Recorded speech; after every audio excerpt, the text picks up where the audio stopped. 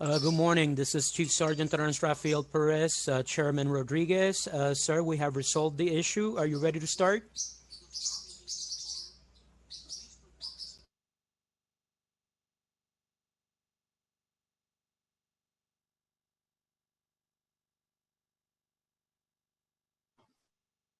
Now I'm ready. Okay, give us a second. The Sergeant Terence will go through his opening, and then we'll hand it over to you. Okay, thank you. Okay, and at this point, will sergeants please start their recordings? Computer recording comments. Thank you. Cloud recording good. Thank you. Backup is rolling. Thank you, and good morning, and welcome to today's remote New York City Council hearing of the Committee on Transportation. At this time, would all council members and council staff please turn on their video? To minimize disruption, please place electronic devices on vibrate or silent mode. If you wish to submit testimony, you may do so at testimony@council.nyc.gov. Once again, that is testimony@council.nyc.gov. Thank you. We are ready to begin. Thank you to all the sergeants and technicians who have been working so hard to be sure again that all New Yorkers have the opportunity to follow the hearing held at the council. Thank you all for joining our hearing today on the council's package of bills to support smart, safe, and sustainable deliveries in the city.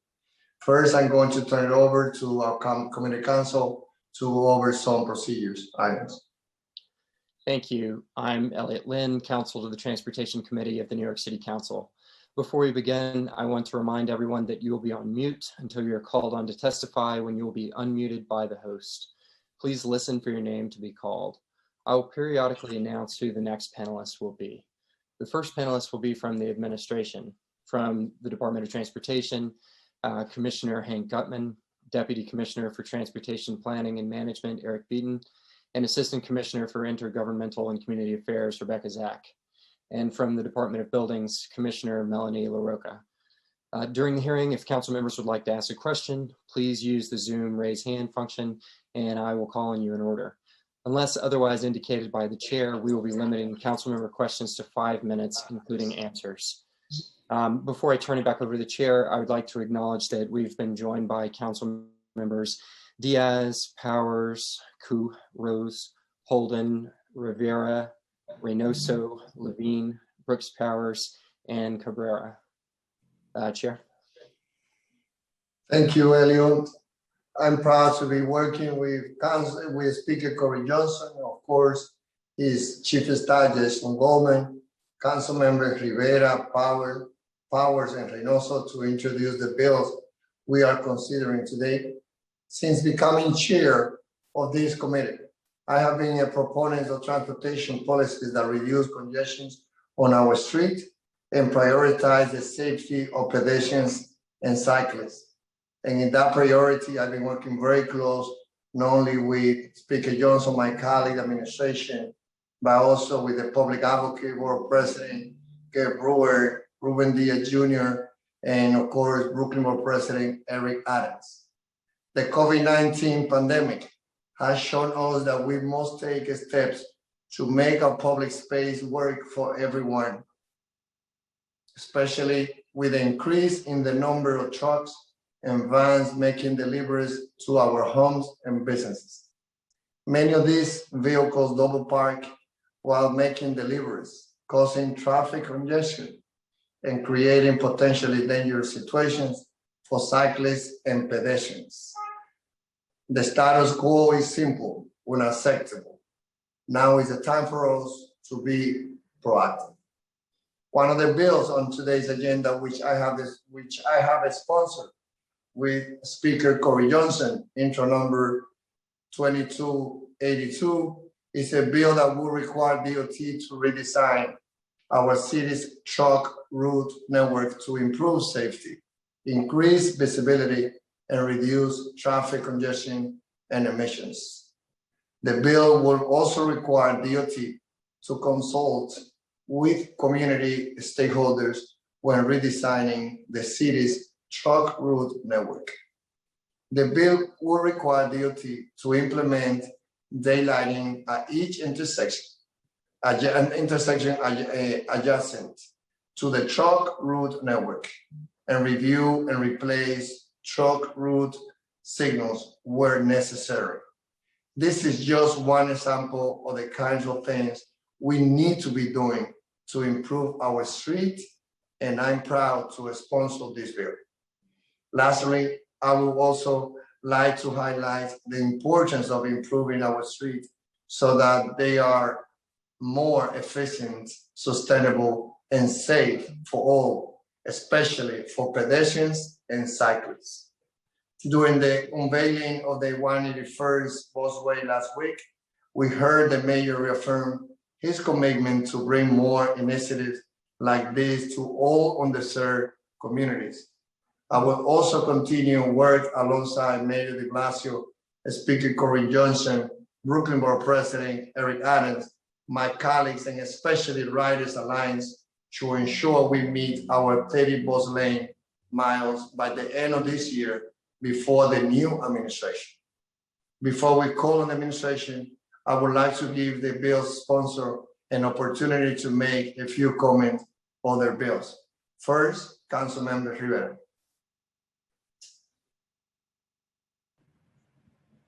Good morning, everyone.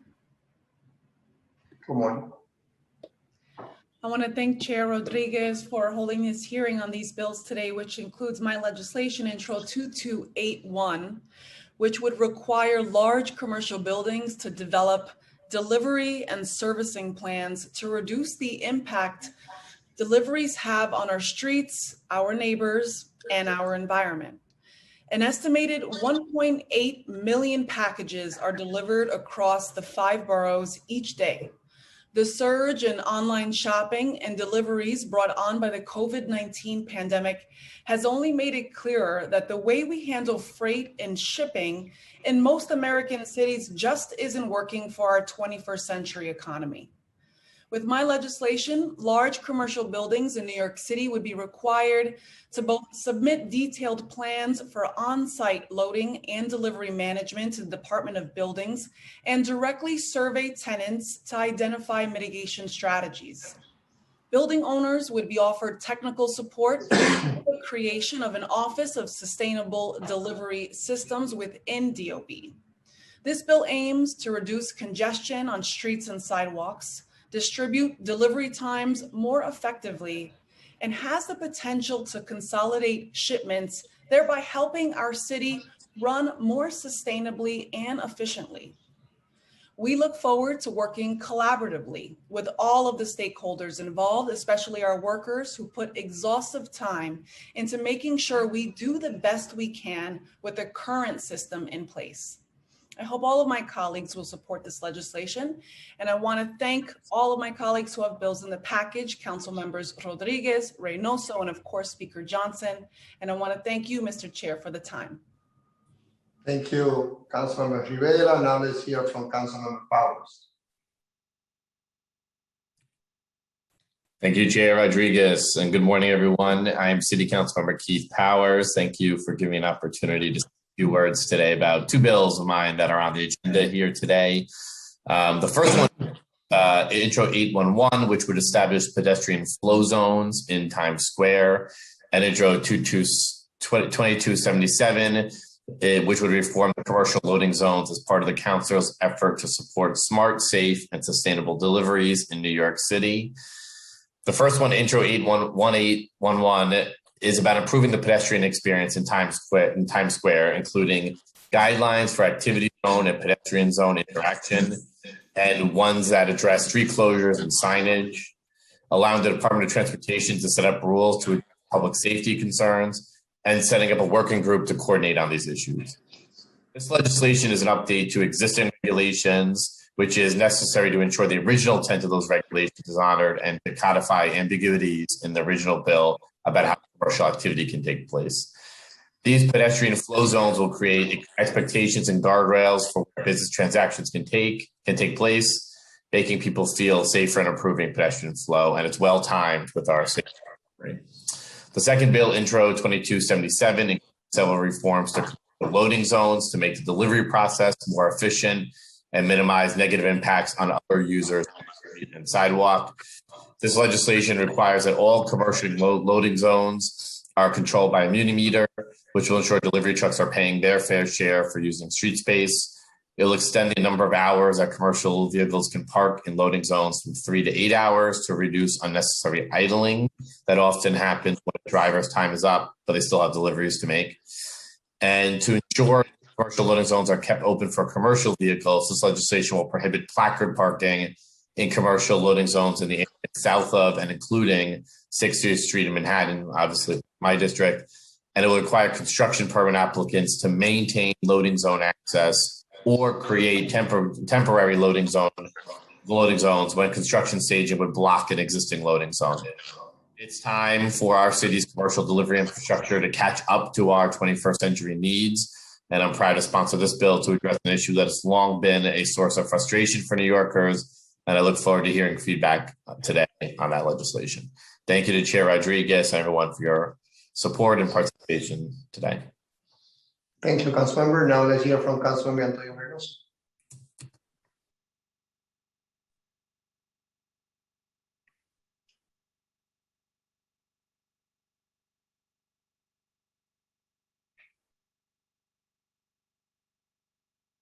Councilmember Reynoso. Thank you. Thank you, Chair. I just want to thank the Chair for putting this hearing together. My two bills are the two bills that I'm sponsoring and looking to hear from the administration speak to two important issues. One is the introduction of package rooms in any new construction and any major construction or development that happens in new buildings and again in new construction to older buildings. The package rooms will prevent theft, allow for deliveries to happen in a meaningful way, and also given the time and how we are now receiving most of our purchases from mail, making sure that the city is prepared to handle that effectively. Also asking for 25% of all street space or street parking be dedicated to loading zones so we could prevent the double parking that is dangerous for pedestrians, cyclists, and vehicle drivers alike, but also allowing for us to give space to companies and businesses that are doing work for thousands of people as opposed to just one singular vehicle that may be parked that awards an opportunity only for that individual. So I'm excited to hear from the Department of Transportation. I do want to say that we are in the beginning stages of development of this legislation. I'm very excited to be able to come to a place where we can finally start speaking to the freight and delivery legislation that we set forth. Thank you. Thank you, council members. Before our Chair, I think Councilmember Holden also wants to give an opening on his bill. Okay, Councilmember Holden, please. And I'm sorry, council member, that I didn't call you before. That's all right. Thank you, Chair Rodriguez. So I have a bill. Before the pandemic, I visited a local firehouse on Myrtle Avenue in my district. It's called the Myrtle Turtles. Interesting name for a fire company. But I had lunch with them to hear their concerns, and obviously there were many. But one thing that stood out was their idea for stencils in the street that would help locate fire hydrants. Illegal parking has become a real huge problem in the city, especially in my district. And people are parking directly in front of the hydrants, and our firefighters are telling me they're having trouble locating the hydrants. So in the event of a fire, time is of the essence. Seconds wasted trying to locate fire hydrants or struggling to hook them up because someone is parked illegally could lead to lives lost. So while we need our local precincts to address the scourge of illegal fire hydrant parking, my bill, Intro 1819, would be beneficial in helping our firefighters locate a hydrant. It is common sense solution to a serious problem. Again, what it is essentially is a stencil in the street. It could be in the middle of the street. It could be a certain color of a hydrant, just so the firefighters could locate it. So I want to thank Chair Rodriguez and Speaker Corey Johnson for allowing this bill to be heard. And I'm asking all my colleagues to sign on. Thank you. Thank you, Chair. Thank you. Thank you, council members.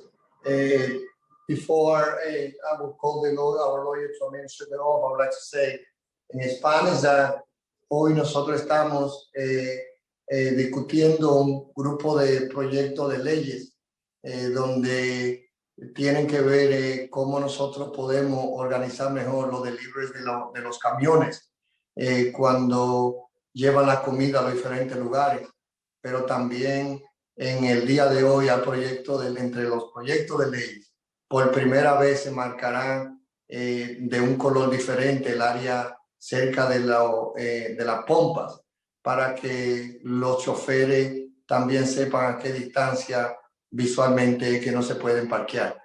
Este conjunto de proyectos de leyes también tiene que ver con visión cero. Tiene que ver con nosotros garantizar de que los camiones que afectan las visibilidades no lo sigan haciendo. Y al contrario, que se dediquen a áreas específicas donde esos camiones se estacionen para desde ahí todo eso del órdenes que se hacen online se puedan llevar a sus lugares. O sea, no es solamente hoy estamos analizando lo que tiene que ver con mejor forma, sistema de los camiones hacerlo delivery, pintar el área específica cerca de las pompas para que los choferes sepan a qué distancia no se pueden parquear, pero hoy también con estas leyes que esperamos tener el apoyo de la ciudad de Nueva York, en este caso de la alcaldía, el de comisionado DST, también estamos buscando solución al problema de visión cero.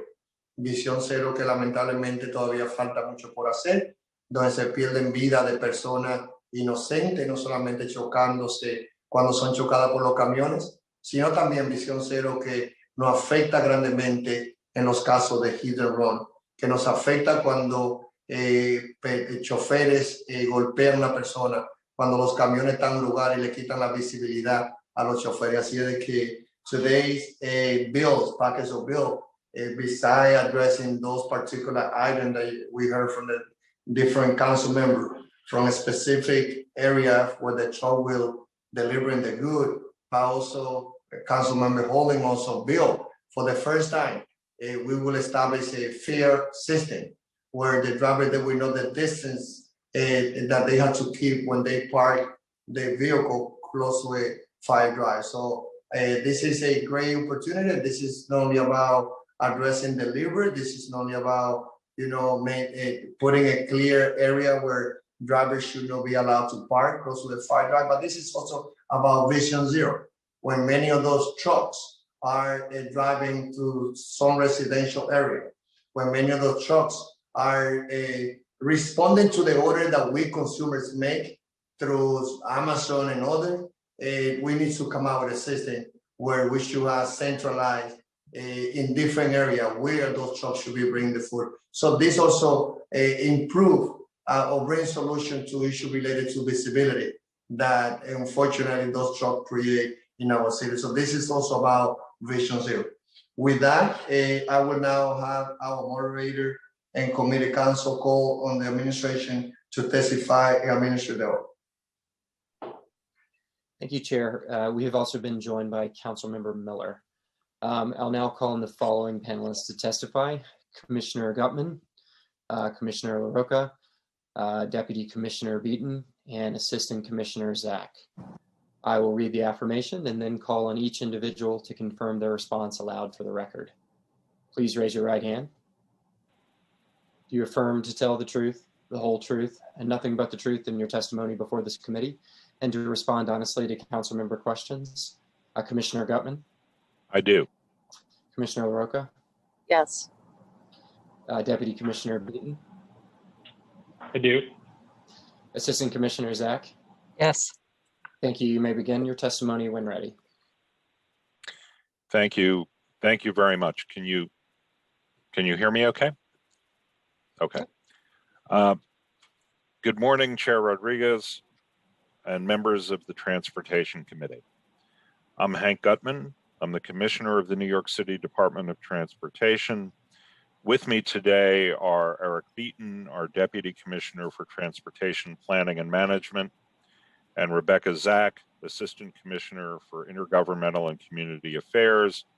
It's an honor to be testifying today along with Commissioner LaRocca from the Department of Buildings. And I want to thank you for the opportunity to testify on behalf of Mayor Bill de Blasio on the administration's freight vision and this package of freight and delivery bills, as well as Intro 1811, sponsored by Councilmember Powers, which would create a pedestrian safety zone in the Theater District in Manhattan, and Intro 1819, sponsored by Councilmember Holden, regarding fire hydrant street markings. As will be evident in the next few minutes, the administration views this as an incredibly important issue for the future of our city. In recent decades, New York City has experienced record growth in terms of population, jobs, and commerce. Our complex freight network, with trucks currently delivering 90% of our goods, has played a critical role in this growth. The combined effects of the growth of e-commerce and the impact of the pandemic have dramatically increased freight volumes, not only between businesses as in the past, but to our residences as well. The New York Metropolitan Transportation Council, or NYMTEC, projects that by 2045, our city will move 68% more freight on an already constrained transportation network. More and larger trucks are emphatically not the answer. Let me repeat, more and larger trucks are not the answer. We need to bring about a transformative shift in the way freight moves through our city to reduce our dependence upon large trucks to deliver our freight, particularly in what's referred to as the last mile, which in New York City, as we know, may actually be the last 5 or 10 miles. Just as the administration is reimagining how people move through our city by expanding bike and bus and e-mobility options to reduce our dependence on the privately owned automobile, so too we must reimagine how goods move as well, creating safe, attractive, and environmentally friendly alternatives to the large trucks that pollute our air, stress our aging roads and bridges, and harm the quality of life in our residential neighborhoods. The plans we make today will help determine the future of our city. We can and must find alternative ways to move goods that reduce the negative environmental, traffic, infrastructure, and safety effects on our city and its neighborhoods, particularly on low-income communities and communities of color. New and creative solutions are needed, along with the renewed use of some old solutions, such as the waterways that were our original highways around which our city was built. They are why we are in this particular location. We should leverage our access to water and rail and find more ways to bring goods into the city through our ports and terminals, following the lead of global cities such as Paris and Rotterdam, and US cities like LA and Long Beach, Boston, Chicago, Charleston, Savannah, Norfolk, and Oakland. If they can do it, we can. But despite a shift toward maritime and rail transportation, trucks and other commercial vehicles, including cargo bikes, will still be needed to make the last mile deliveries. As long as trucks travel our streets and through our communities, we need to reduce their size and weight, shorten their trips, ensure that they are not violating the rules related to truck size and dedicated truck routes, convert them to clean fuel vehicles, and make them safer. To reduce our reliance on diesel trucks, we need to shift to alternative modes of moving goods, using a hub and spoke model of distribution centers, where deliveries are handled by electric cargo bikes and smaller environmentally friendly vehicles, especially in our most dense urban centers. The private sector is already moving in this direction on their own because it makes business sense. The city can and must help facilitate and accelerate this trend. And we also need targeted enforcement to foster a culture of compliance to protect both our infrastructure and our neighborhoods. To enforce overweight, overdimensional, and off-route vehicles that damage our streets and bridges and harm our communities, we must explore and expand automated forms of enforcement and revise our antiquated permitting system and fees. Legislation sponsored by Senator Kavanaugh and Assemblymember Simon would authorize a program to use automated enforcement to protect the BQE, where weigh and motion sensors have determined that some trucks traveling on the structure weigh as much as 170,000 pounds, more than double the federal legal limits. And let me put this in context. When that structure was built, the largest trucks that it was built to accommodate weighed 70,000 pounds. Today, the federal legal limit is 80,000 pounds. And when we installed some WIM sensors, weigh in motion sensors, we discovered that there are trucks on that road over 100,000 pounds heavier than it was designed ever to accommodate. And this is not unique to the BQE. This is a citywide problem. This is not only as I said, this is not the only highway on which weight and size limits are ignored. And many of our streets in residential neighborhoods are also plagued by oversized trucks that don't legally belong there. Over the past several years, the DOT has engaged with industry stakeholders and government partners as it developed its Smart Truck Management Plan, which lays the groundwork for policies that will accelerate the adoption of zero-emissions urban freight technologies and innovations that improve the sustainability and resilience of the last-mile delivery network. We also identify opportunities and strategies to build on the freight initiatives found in the One NYC plan, the DOT's own strategic plan, the EDC's Freight NYC plan, and New York State's Freight Transportation Plan. I'm pleased to say that the DOT received funding in the April plan to support this critical work, and for that we are grateful. And fortunately, the DOT is also undertaking a number of these initiatives with our partners in and out of government to transform the way freight moves through our city. First, the agency continues to designate parking spaces for loading or unloading commercial vehicles. Launched in 2019, our neighborhood loading zone program responds to the shift to residential deliveries and helps to reduce double parking to keep bus and bike lanes clear by providing space for active loading or unloading of personal, for hire, or commercial vehicles.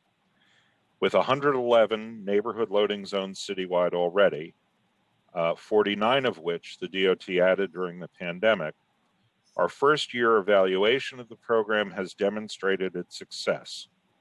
In the first year, overall double parking on corridors within these zones decreased by a range of between 10 and 70%, and corridors with the highest zone use averaged 600 vehicles per space each month, for about 26 minutes at a given time.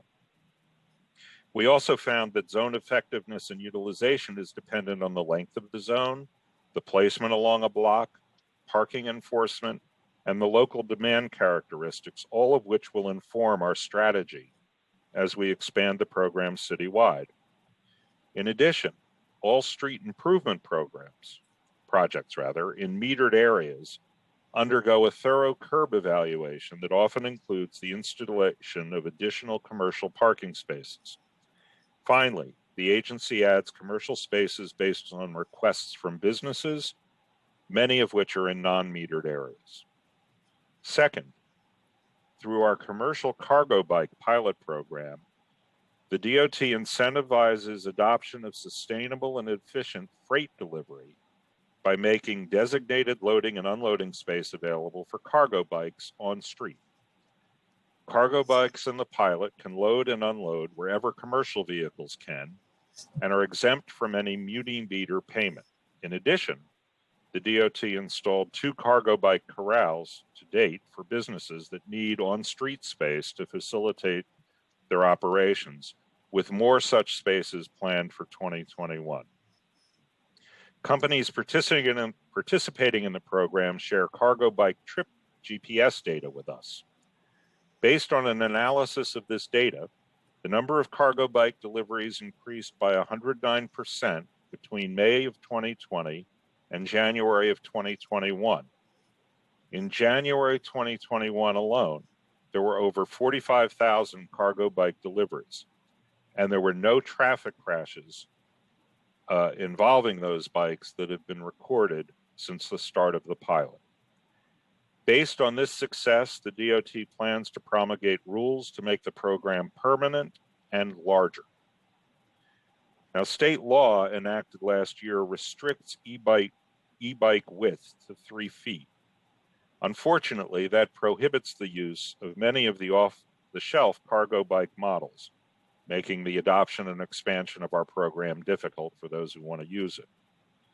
As called for in the Council's resolution, the administration supports the passage of Senator Ramos and Assemblymember Jackson's bill to increase those width limitations to allow cargo bike designs that are more efficient, ergonomic, and most importantly, more readily available in the marketplace. This will allow our program to continue growing and make it easier for companies to leverage sustainable micromobility for the last mile delivery.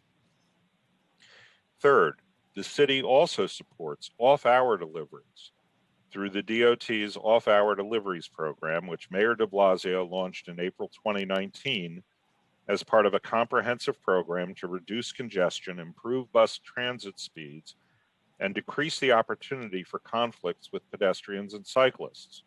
The program encourages goods delivery during off-peak hours of 7 p.m. to 6 a.m.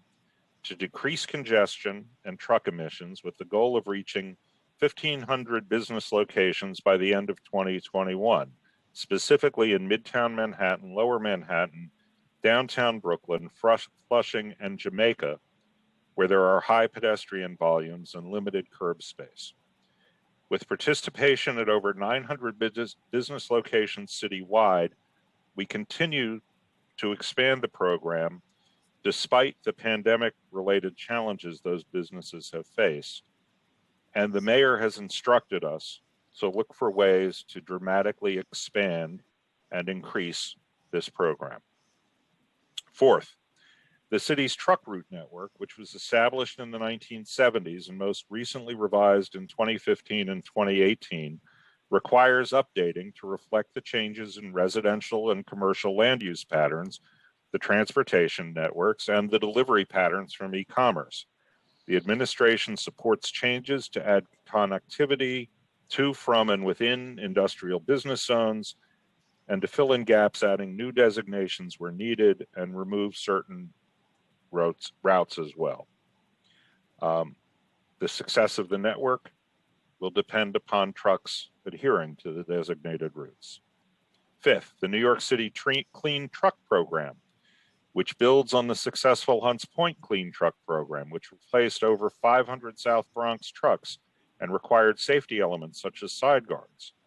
In June 2020, DOT announced the expansion of the New York City Clean Truck Program, a rebate incentive program to accelerate the deployment of cleaner trucks in industrial business zones located near environmental justice communities that have historically been subject to a disproportionate amount of diesel exhaust emissions.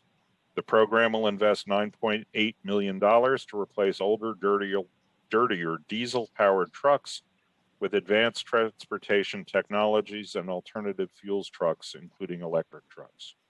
Again, we want to expand and increase this program. Sixth, emerging curb management technologies are allowing us to better manage and regulate the curb. The city's transition to plate-based technologies, such as mobile payment and the upcoming launch of pay by plate and virtual permitting, offer tools to keep pace with the changing needs of our streets. And finally, the coming implementation of the Central Business District Tolling Program, the nation's first congestion pricing program, represents a transformational opportunity to increase freight efficiency. DOT is working closely with the MTA, which is responsible for implementing and operating the system, and will participate in evaluating the system with the objectives that I've mentioned in mind. Now, turning to the bills before the committee today. Introduction to 2279 by Councilmember Reynoso on installing more commercial loading zones. The administration strongly supports the expansion of commercial loading zones to help mitigate the challenges of accessing curb space in the city's high-density areas. We are actively expanding these zones and often install new zones together with other changes as part of our ongoing and larger street improvement projects. We're always looking for places to do more, but we don't believe that implementing more loading zones according to blanket formulas is the right approach. And in some instances, it could be counterproductive. Our team analyzed the geographic parameters in the bill and found that this would cover large areas across the Bronx, Brooklyn, Manhattan, and Queens, where there's currently little or no commercial loading. Complying with the bill as drafted would require substantial repurposing of existing private passenger vehicle parking in many of these neighborhoods. While this can be helpful in the right location, the DOT has been actively adding loading zones in both residential and commercial areas. This specific 25% requirement may require new zones in areas where they're not actually needed and miss areas where they are. So while we agree strongly with the objective of the legislation, we don't believe it'll accomplish that objective efficiently, at least, as currently drafted. So what we would welcome is a dialogue with the council and with the council member about goals for implementing more loading zones across different areas of the city. We agree with the objective. We just have some questions about the details of implementation. Introduction 2277, introduced by Councilmember Powers, which contains several provisions on the management of commercial loading zones. Again, while we strongly support the goal of enhancing the management and performance of these zones, the administration would like to work with the council on revising the bill to achieve this goal. The bill would require all loading zones to have muni meters, requiring the installation of this costly hardware on the relevant streets could have the unintended consequence of slowing the deployment of loading zones or even preventing them entirely when the budget's constrained. Rather than require a specific means of capturing payments and managing time, we would suggest that the department have the flexibility to use either such meters or a mobile payment system, a reservation system, or a combination of these in managing loading zones. Again, the technology is moving and we're trying to move with it. So being tied to the meters might end up being counterproductive, and that's our concern. The bill would also extend the hours a commercial vehicle can park if parking is metered from 3 hours to 8 hours. Similarly, we would suggest that the department have the flexibility to use shorter and longer durations depending on the needs of the local land uses rather than being locked into an 8-hour standard, as different communities we found have different needs. The bill also includes a requirement for DOT to include stipulations to require alternative loading zones when use of the street for a construction project obstructs a loading zone. There are thousands of such permits each year. While designating alternative temporary loading zones during construction may be necessary in some cases, it can be very challenging and labor intensive. We also contend with high residential density, competing and evolving land uses throughout the city's central business district, and overall limitations to sidewalk space. So again, we agree with the concept, but having it automatic in every instance where there's a construction permit, we think could in some instances be counterproductive, particularly as we face the ever increasing demand for our sidewalk and street space.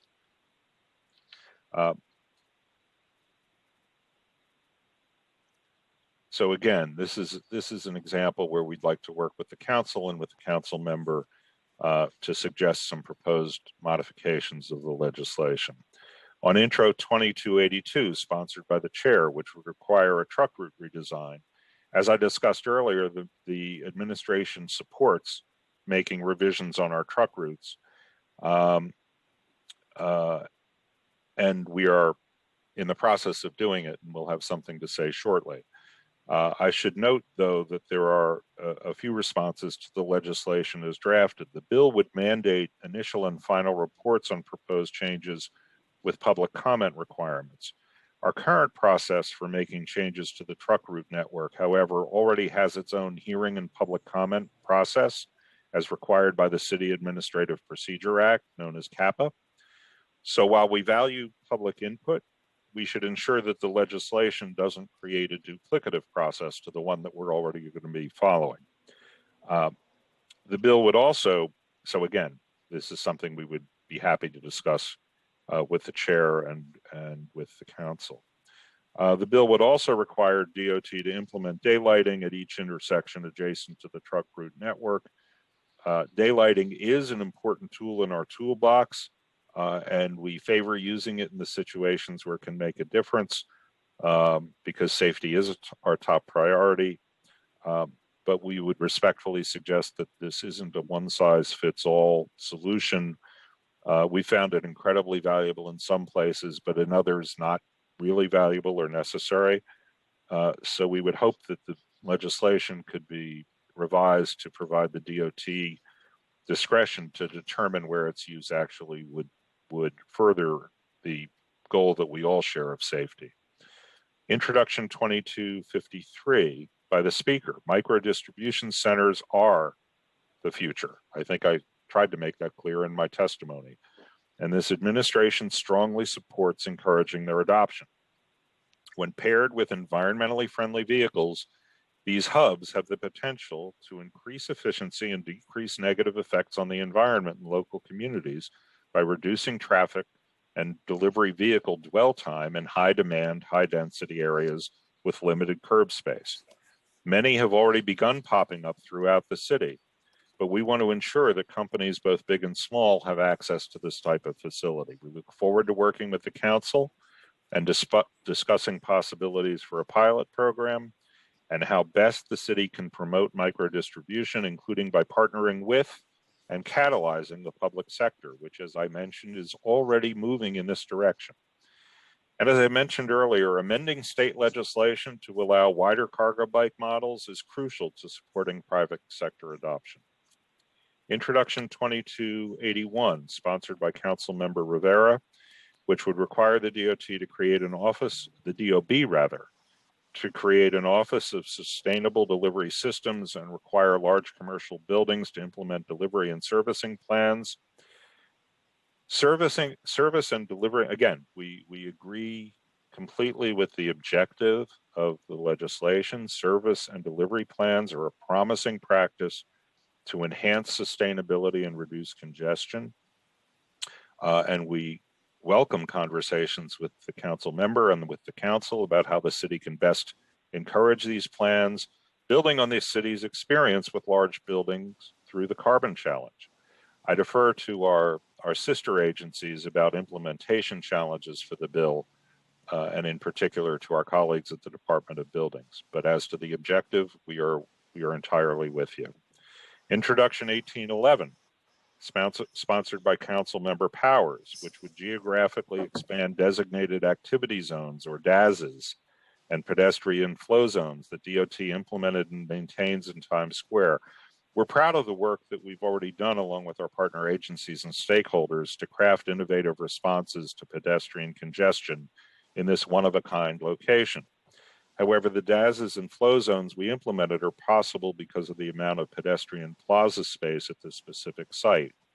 We believe that expanding the approach to general sidewalks outside of this unique location, as the bill calls for on several additional blocks, presents some feasibility challenges. In addition, our colleagues in the administration have some other concerns, which again, we look forward to discussing with the council. We're happy to engage in that dialogue.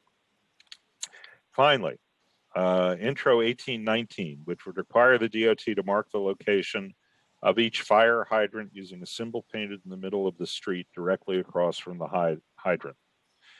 We defer to our colleagues at the FDNY on the emergency response benefits of the proposal. I would point out that for DOT, installing and maintaining such markings would require very significant resources. But if our fire department colleagues believe that this would make a meaningful difference and we can find the resources to get it done, obviously we are all in favor of its safety objectives. Finally, in conclusion, I would like to thank the council for the opportunity to testify today. The challenge before us is great.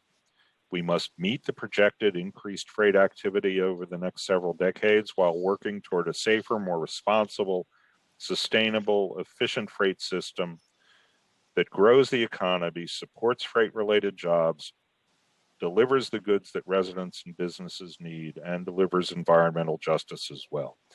Today, I've highlighted just some of the aspects of our agency's vision and a few promises, strategies we plan to pursue. We look forward to working with the council on these strategies and further discussing these pieces of legislation. We welcome your questions after you hear from our colleagues at DOB. And again, let me emphasize, we look forward to working with the council to achieve what I believe are our common objectives in this field. Thank you. Good morning, Chair Rodriguez and members of the Committee on Transportation. I'm Melanie LaRocca, Commissioner of the New York City Department of Buildings. I'm pleased to be here to discuss two of the bills before the committee regarding making deliveries more sustainable.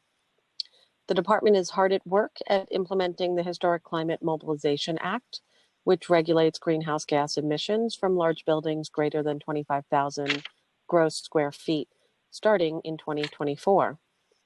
Last year, these large buildings were also required to start posting energy grades at their buildings, which ensures that owners are held accountable for their performance and make their energy efficiencies,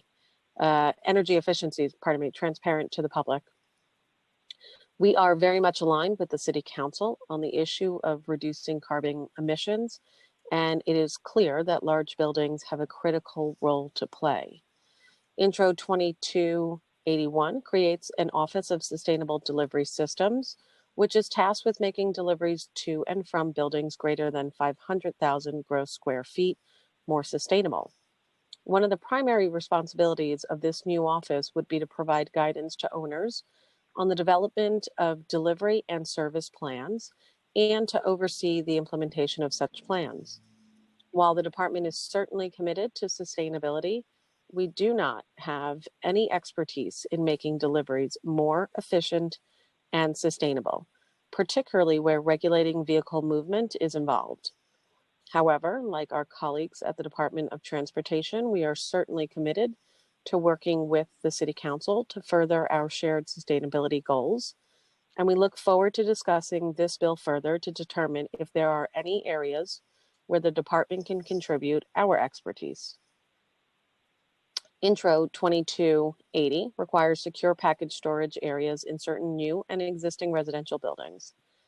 We understand the need for efficient package management and are aware that certain buildings have already started to include space for package storage in their designs. As such, the department supports this bill as it relates to new buildings and looks forward to working with the City Council to address key details, including how much space for package storage should be provided within a building. With respect to existing buildings, this proposal merits further discussion with existing property owners to fully understand the challenges that may present for them and to ensure that there are no unintended consequences, including requiring significant alterations to an existing building where minor construction work is being performed elsewhere in the building. Thank you again for the opportunity to testify before you, and I would welcome any questions you may have.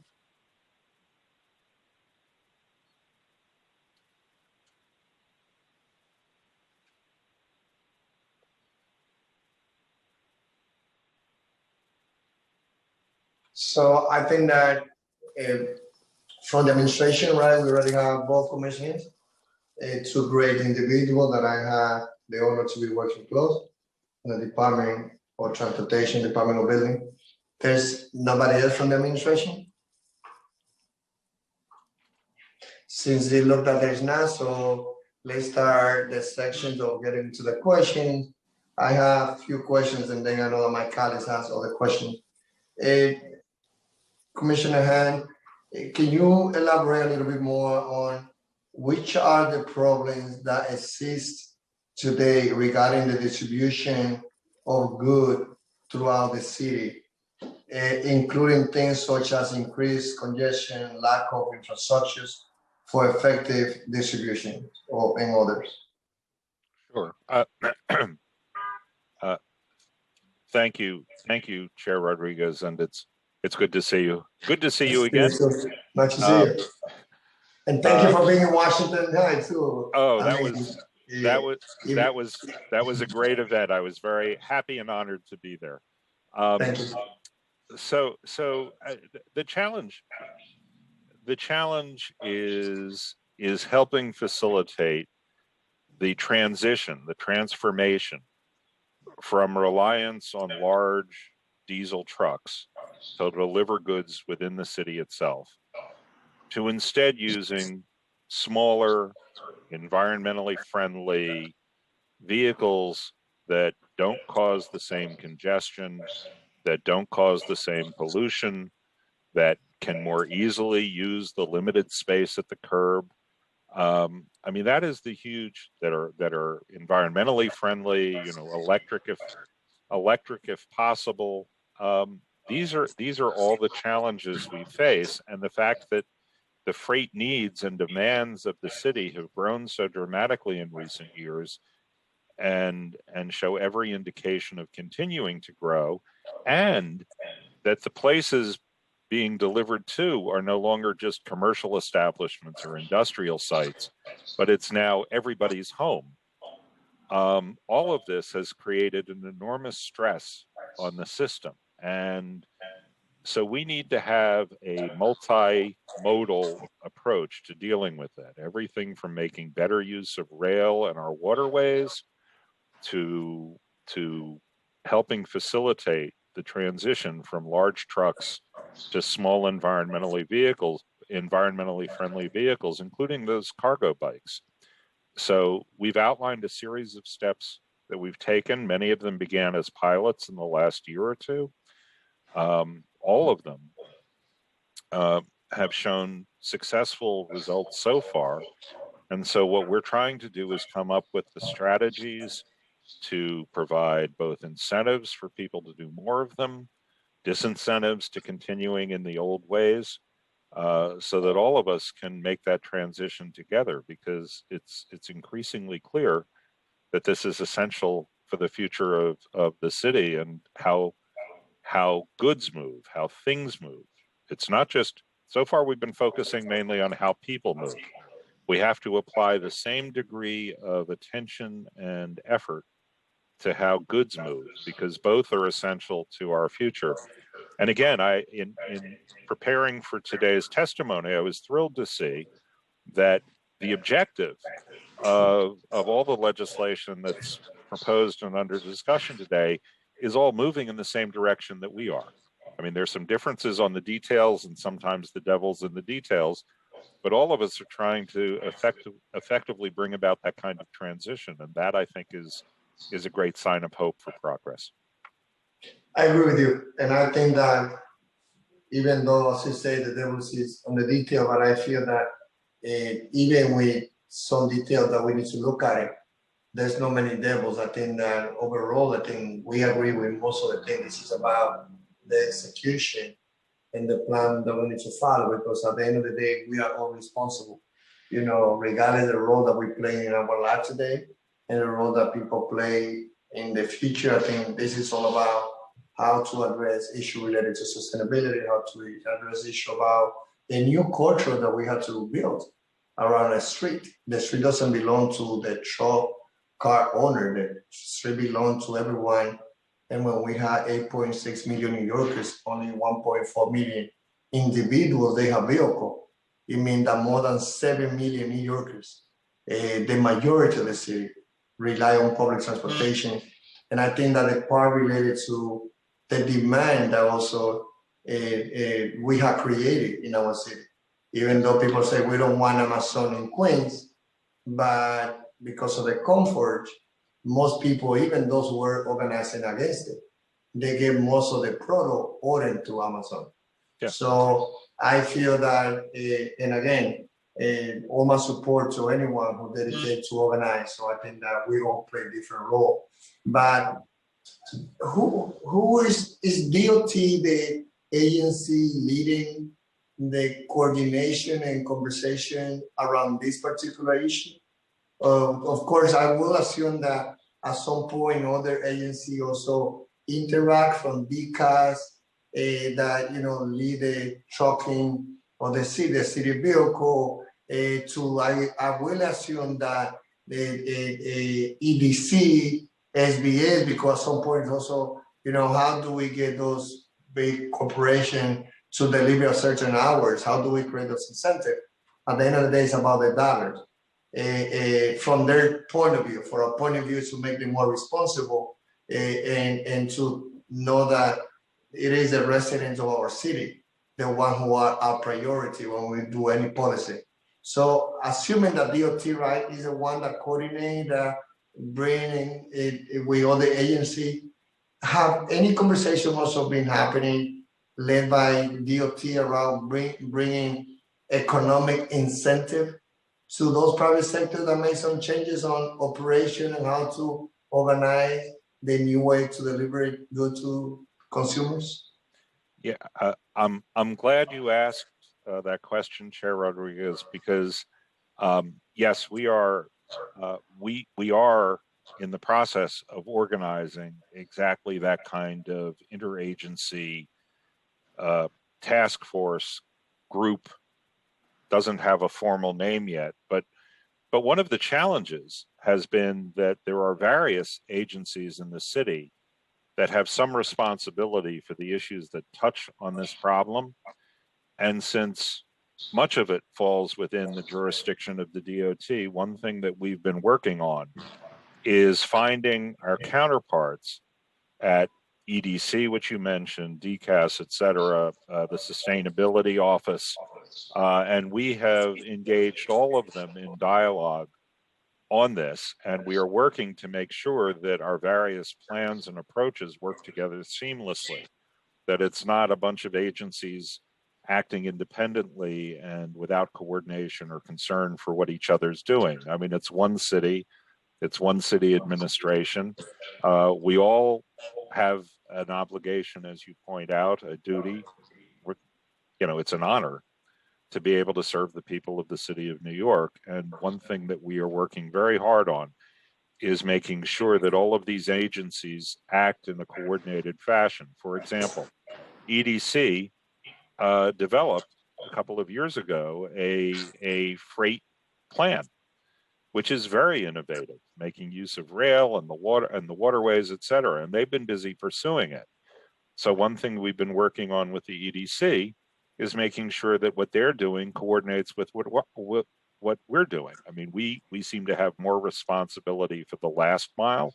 They've got more responsibility for how goods get here in the first place and get from here, since we also produce things in New York. So getting those two things put together. And then the Port Authority is also an important partner, and EDC had been working with Port Authority on some of the broader issues. So what we're trying to do is to get everybody working together on a single consolidated approach. So the support and assistance of the council on that is obviously welcome, but you've asked exactly the same question that we're focusing on. So thank you. And I think that this is with the direction of the city, because I heard both Brooklyn Borough President Eric Adams as also addressing the need on how all the agencies should be connecting and improving the coordination and following some model already is happening in Boston.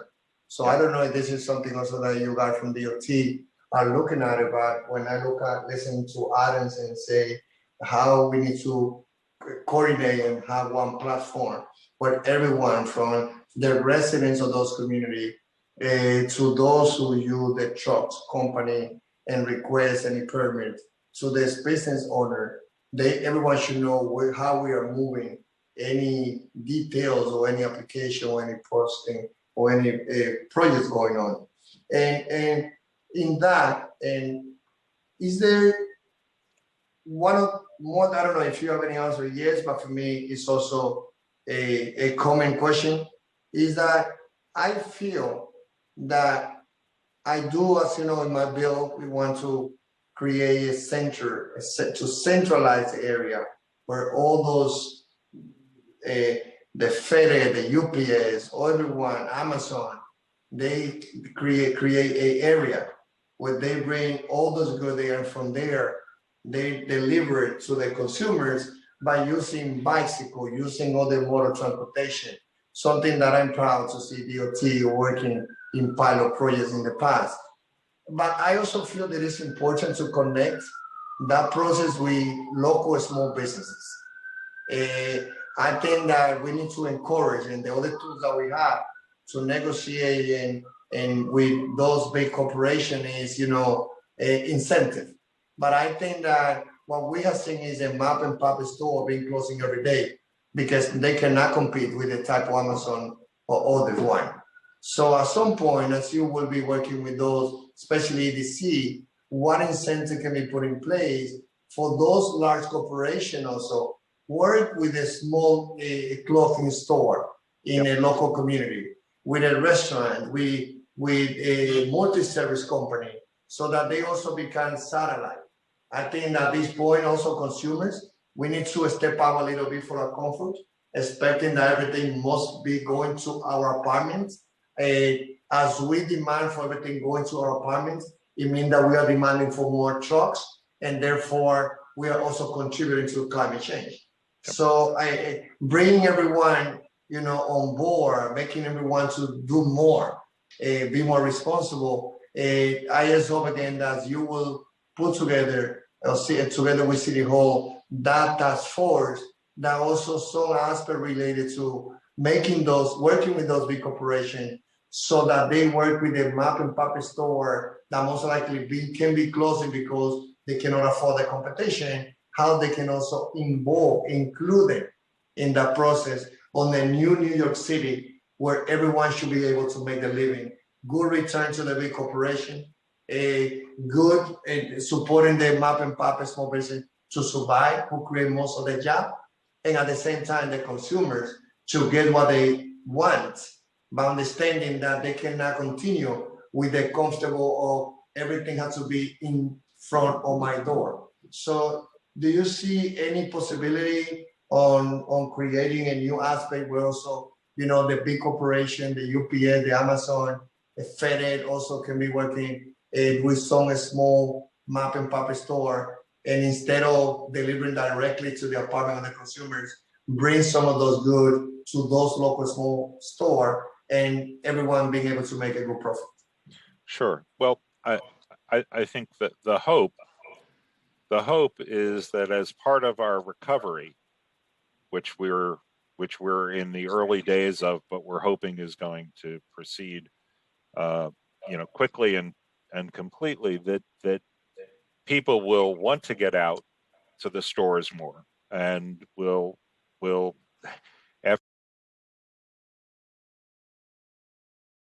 might feel a hunger to get out and return to those patterns.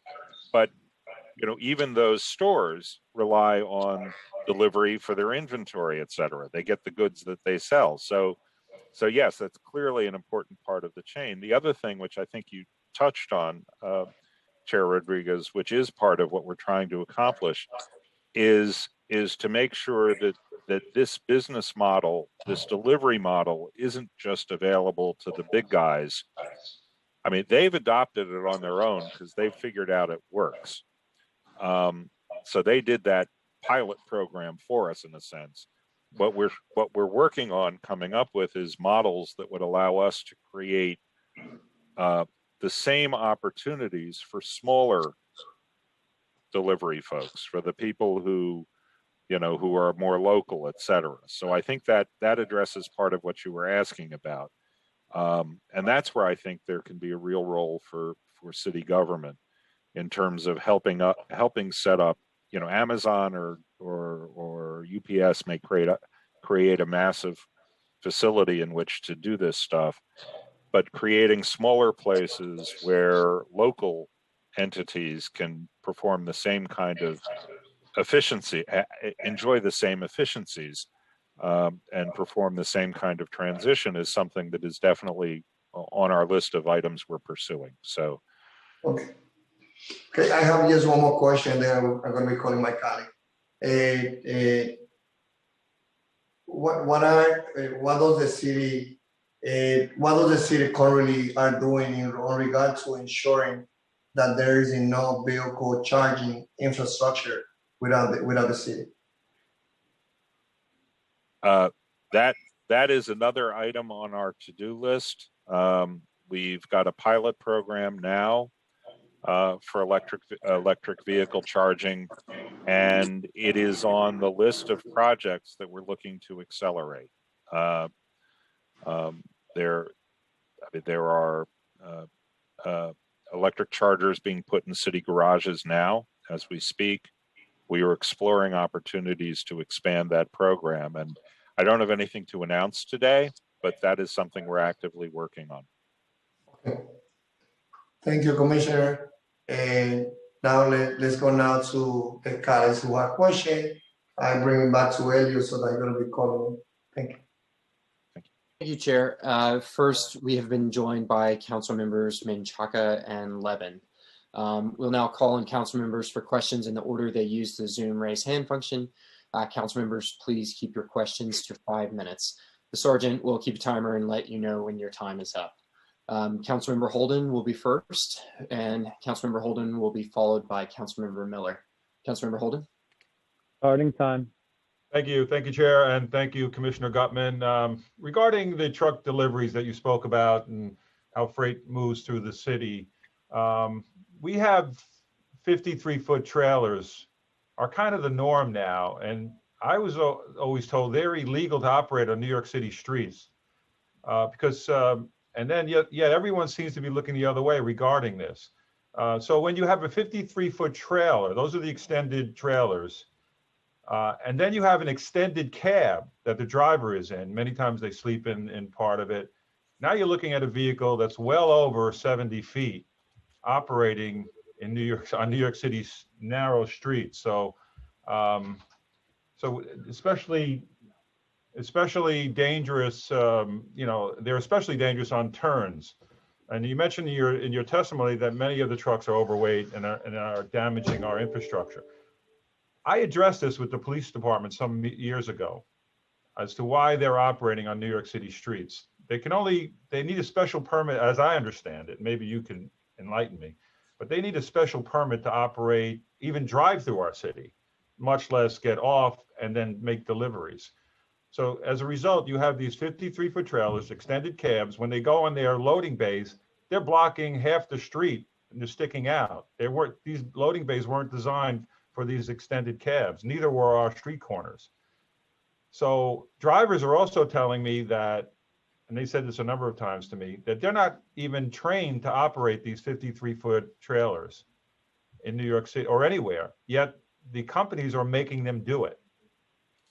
And unfortunately, so they need special training to operate it.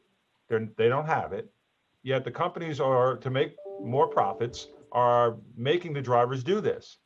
So we have this big problem in New York City, because I've had on my street corner where I live in the residential, these trucks are spilling off the expressway sometimes because they're lost. I don't know how they should be lost with GPS now, but they are. And they wind up on the narrow streets. I've had a don't walk sign, don't walk sign, electronic sign that's been knocked down probably 24 times within the last 5 years because the trucks can't make this turn and they get into a bottleneck and they cause havoc. So first of all, why are we allowing 53-foot trailers if they're illegal in New York City? And Why are we not, and if I ask the police department why they can't enforce it, they said we don't have the resources. That means staffing. So what can be done to address this, Commissioner? I mean, that's first things first here, you know, because what we have now is illegal. I couldn't agree more, council member. My introduction to this issue was when I served on the mayor's BQE committee, and we looked at that stretch of highway, the cantilever, and the fact that illegally heavy trucks and illegally large trucks were driving on that road and were contributing significantly to its demise. And it's, well, why can't we enforce the law? And I also share your concern about enforcing the law on the city streets themselves, because whatever damage oversized and overweight trucks do to our infrastructure on highways and bridges, they also destroy quality of life, as you say, in our neighborhoods. When they get stuck trying to round a corner, the only thing you left out was pedestrians on the sidewalk when they end up going on the sidewalk as they try to make the turn. So I think what we need, so I would desperately like to enhance our enforcement capabilities in all those regards. Apart from getting more police resources devoted to this, the other options, I think, involve electronic enforcement. We have the technology with these WIM sensors to figure out the overweight and oversize issues. There are other technologies available, just as we use cameras to enforce speed and red light. There are other cameras could be used to find the off-route trucks. And all of this requires the consent of Albany. So this will require more legislation. We're waiting for the first piece to pass now in terms of the WIM sensors that we've installed on some fragile pieces of infrastructure. But I think it's a problem. It's a problem citywide. I mean, the other issue is getting industry to pay attention. Time expired. Sorry. But I agree with you, and whatever you can come up, you know, we are in favor of making the enforcement real. Chair, if I may, just one follow up to that quickly. The police, I know if you talk to the precinct, I would say 90% of the officers I spoke to don't even know about this law. So we need to educate NYPD, because like you mentioned, pedestrians are at risk when these trucks are turning the way they're turning. But the city is losing millions of dollars a year on the infrastructure in our streets. And the fact that, I'm telling you, as I've been working on this for 20 years, and I keep getting the same answer. I think they're putting profits over people's lives. The industry is, but I think the city is not doing their job, and the city could do their job, but I think they want to look the other way because it's an economic thing. But New York City streets were not designed for these massive 75-foot trucks making turns, and it endangers everyone, like pedestrians, and certainly people have been killed by this. So we need to get tough with this. And if we're going to have a law, then we need to enforce it. So what good is having laws if you won't enforce them? We can, but now it used to be a few trucks here and there. They have a 53-foot marker on the truck. Some are erasing that now, and that's a violation. They have to have a stencil 53 foot on the side of the trailer. They don't. That's number one. And the fact that they're driving them, we should crack down. And I would ask the mayor. And again, if DOT is serious, they'll put out an advisory and a crackdown, and not just say, yeah, we'd like to do it, but you know, we don't see how we can do it. We can force the NYPD to do it. Thank you. Thank you, Chair. Thank you, Councilmember Holden. Next, we will hear from Councilmember Miller, who will be followed by Councilmember Menchaca. Councilmember Miller. Starting time. Thank you. Thank you, Mr. Chair, for once again your leadership on this issue. Commissioner Gutman, thank you for the tour. It was robust and it was comprehensive. I guess that you witness the burdens that the constituency endure on a daily basis, being in a not just a transportation desert, but in living in a community or in a city where all transportation patterns and design are pretty antiquated. And what do we do about that? And I will say that it went a long way, and I am also often apprehensive about the motives and motivations of DOT and the lack of investment in transportation deserts, lack of investment in communities of color, that oftentimes the investment is punitive, as in red light cameras and speed cameras, and not real infrastructure investment. And so I'm glad that we had the tour. We had a robust conversation about your vision and what can be done to address this, and that we have a real advocate there. Which leads me to 2279. As you see in the downtown area, we have a lot of development occurring simultaneously down there in the area that is the busiest bus transportation hub in the city and nearly in America. But we have landed a number of large developments there, which require loading docks, and not sure how that is going to happen, even if it's just simple curb cuts. So clearly we're going to have to address that problem in the very near future. The concern is the kind of discretion that DOT has in deciding that they're going to take 25 foot of curb space and allot it to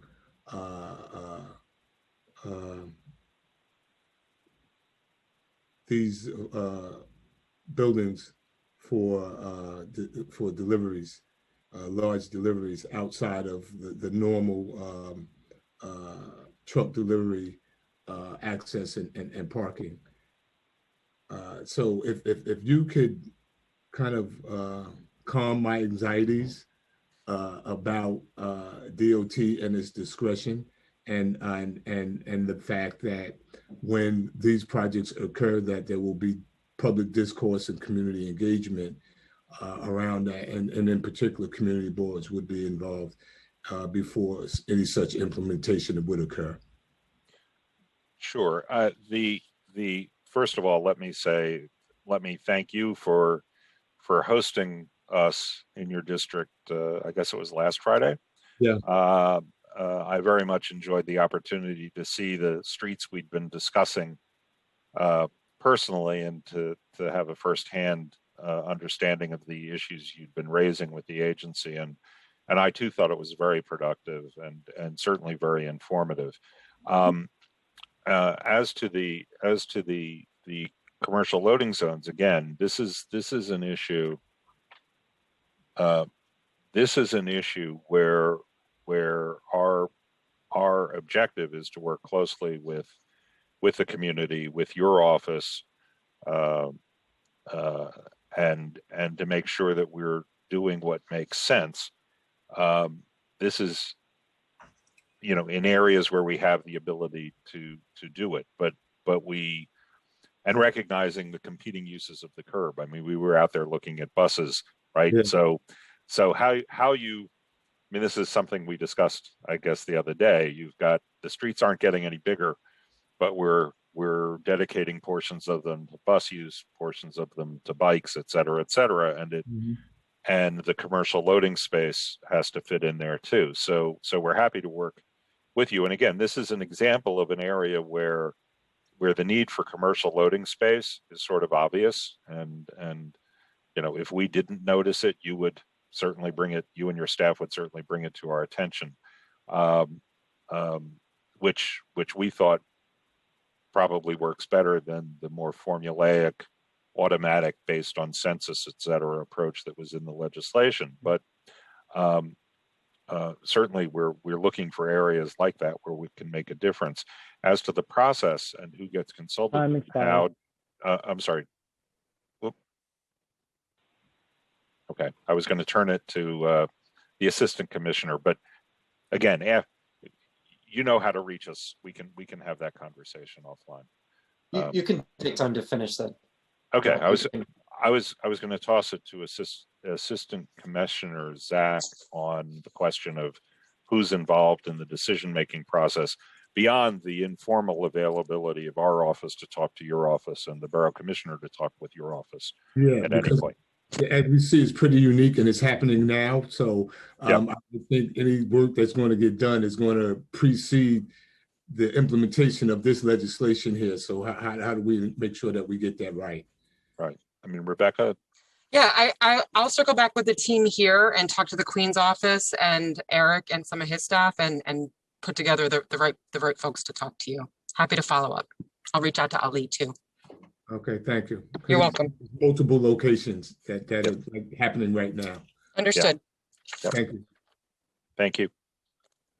Thank you, Councilmember. Next, we'll hear from Councilmember Menchaca. Councilmember Menchaca. Starting time. Thank you. Commissioner, I don't think we've spoken yet. And so congratulations on your appointment and looking forward to working with you. I know Deputy Commissioner Zach and Commissioner LaRocca too over at DOT are very briefed on what I'm about to ask. And really, I want to bring this conversation into focus in Red Hook. Red Hook, which has 5 last mile delivery distribution centers on their way, totaling 3 million square feet of engaged work in this. And we've been talking about it for the last hour and some, and it's causing real fear. And we have been talking about this for 2 years. And so we're not where you are. I think you're still trying to understand it. We're done with that in Red Hook. We have some ideas, and we're faced with this the issue that happens in city government, that basically because there's 15 different agencies that have to look at something, nothing happens.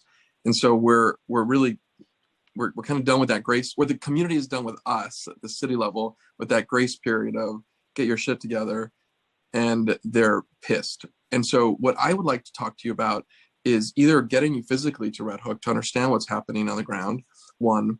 2, work with the agencies, and we're talking about EDC because EDC has a lot of managed property on top of Port Authority, with a lot of capital improvements coming to the ferries and Homeport 2. There's a lot of infrastructure that's going to get, in a lot of ways, impacted by all these last mile delivery. Not including the schools that are in the neighborhood. So, like, you know the issue. I have been listening to you. You got the issue. What we are faced with is the inaction of the city is going to cause the fears to come to fruition, and we're going to be in a bad place because people are going to die on the streets of New York in Red Hook by truck, and the pollution is going to be real, and we're just not moving fast enough. So I'm here just to sound the alarm in a very public way to you. I'm very frustrated with the fact that just the agencies are not moving in any real way or talking to each other, and so here we are. And so this is more of a comment, and I'd love to work with you, but at this point, I haven't seen any real movement on anything, just a lot of talking. And so I'll invite you to come to Red Hook to check it out. But we have some real ideas on how to think about traffic flow. We also have some ideas to curb the actual construction of more last mile delivery. I think we have reached a oversaturation, which brings in the city planning.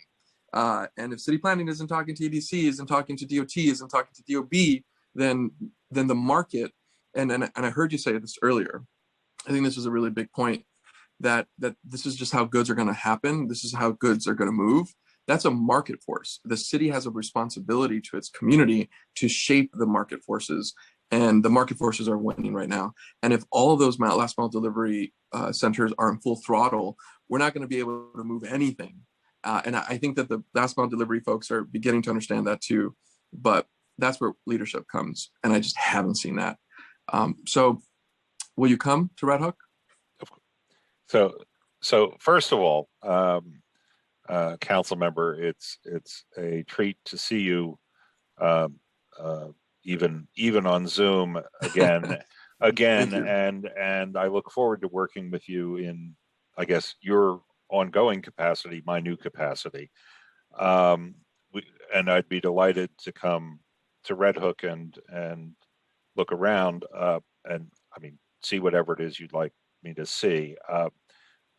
If it's any comfort, I've already had conversations with some of your colleagues in government, who also are responsible for that jurisdiction about some of these issues, and they've even started introducing me to some of the community groups. So we are, again, we're not quite as clueless as you may have feared, but we obviously still have a lot to learn, and we are most anxious precisely because this kind of distribution model is, I think, critical to getting rid of the big trucks, certainly within the city. We would like to encourage it, but we also want it to be responsible. Now, I think some of the projects there are as of right, so there's not a whole lot that we have the ability to all do of them. with. Okay, so we don't have a lot, we can't prevent them. Time expired.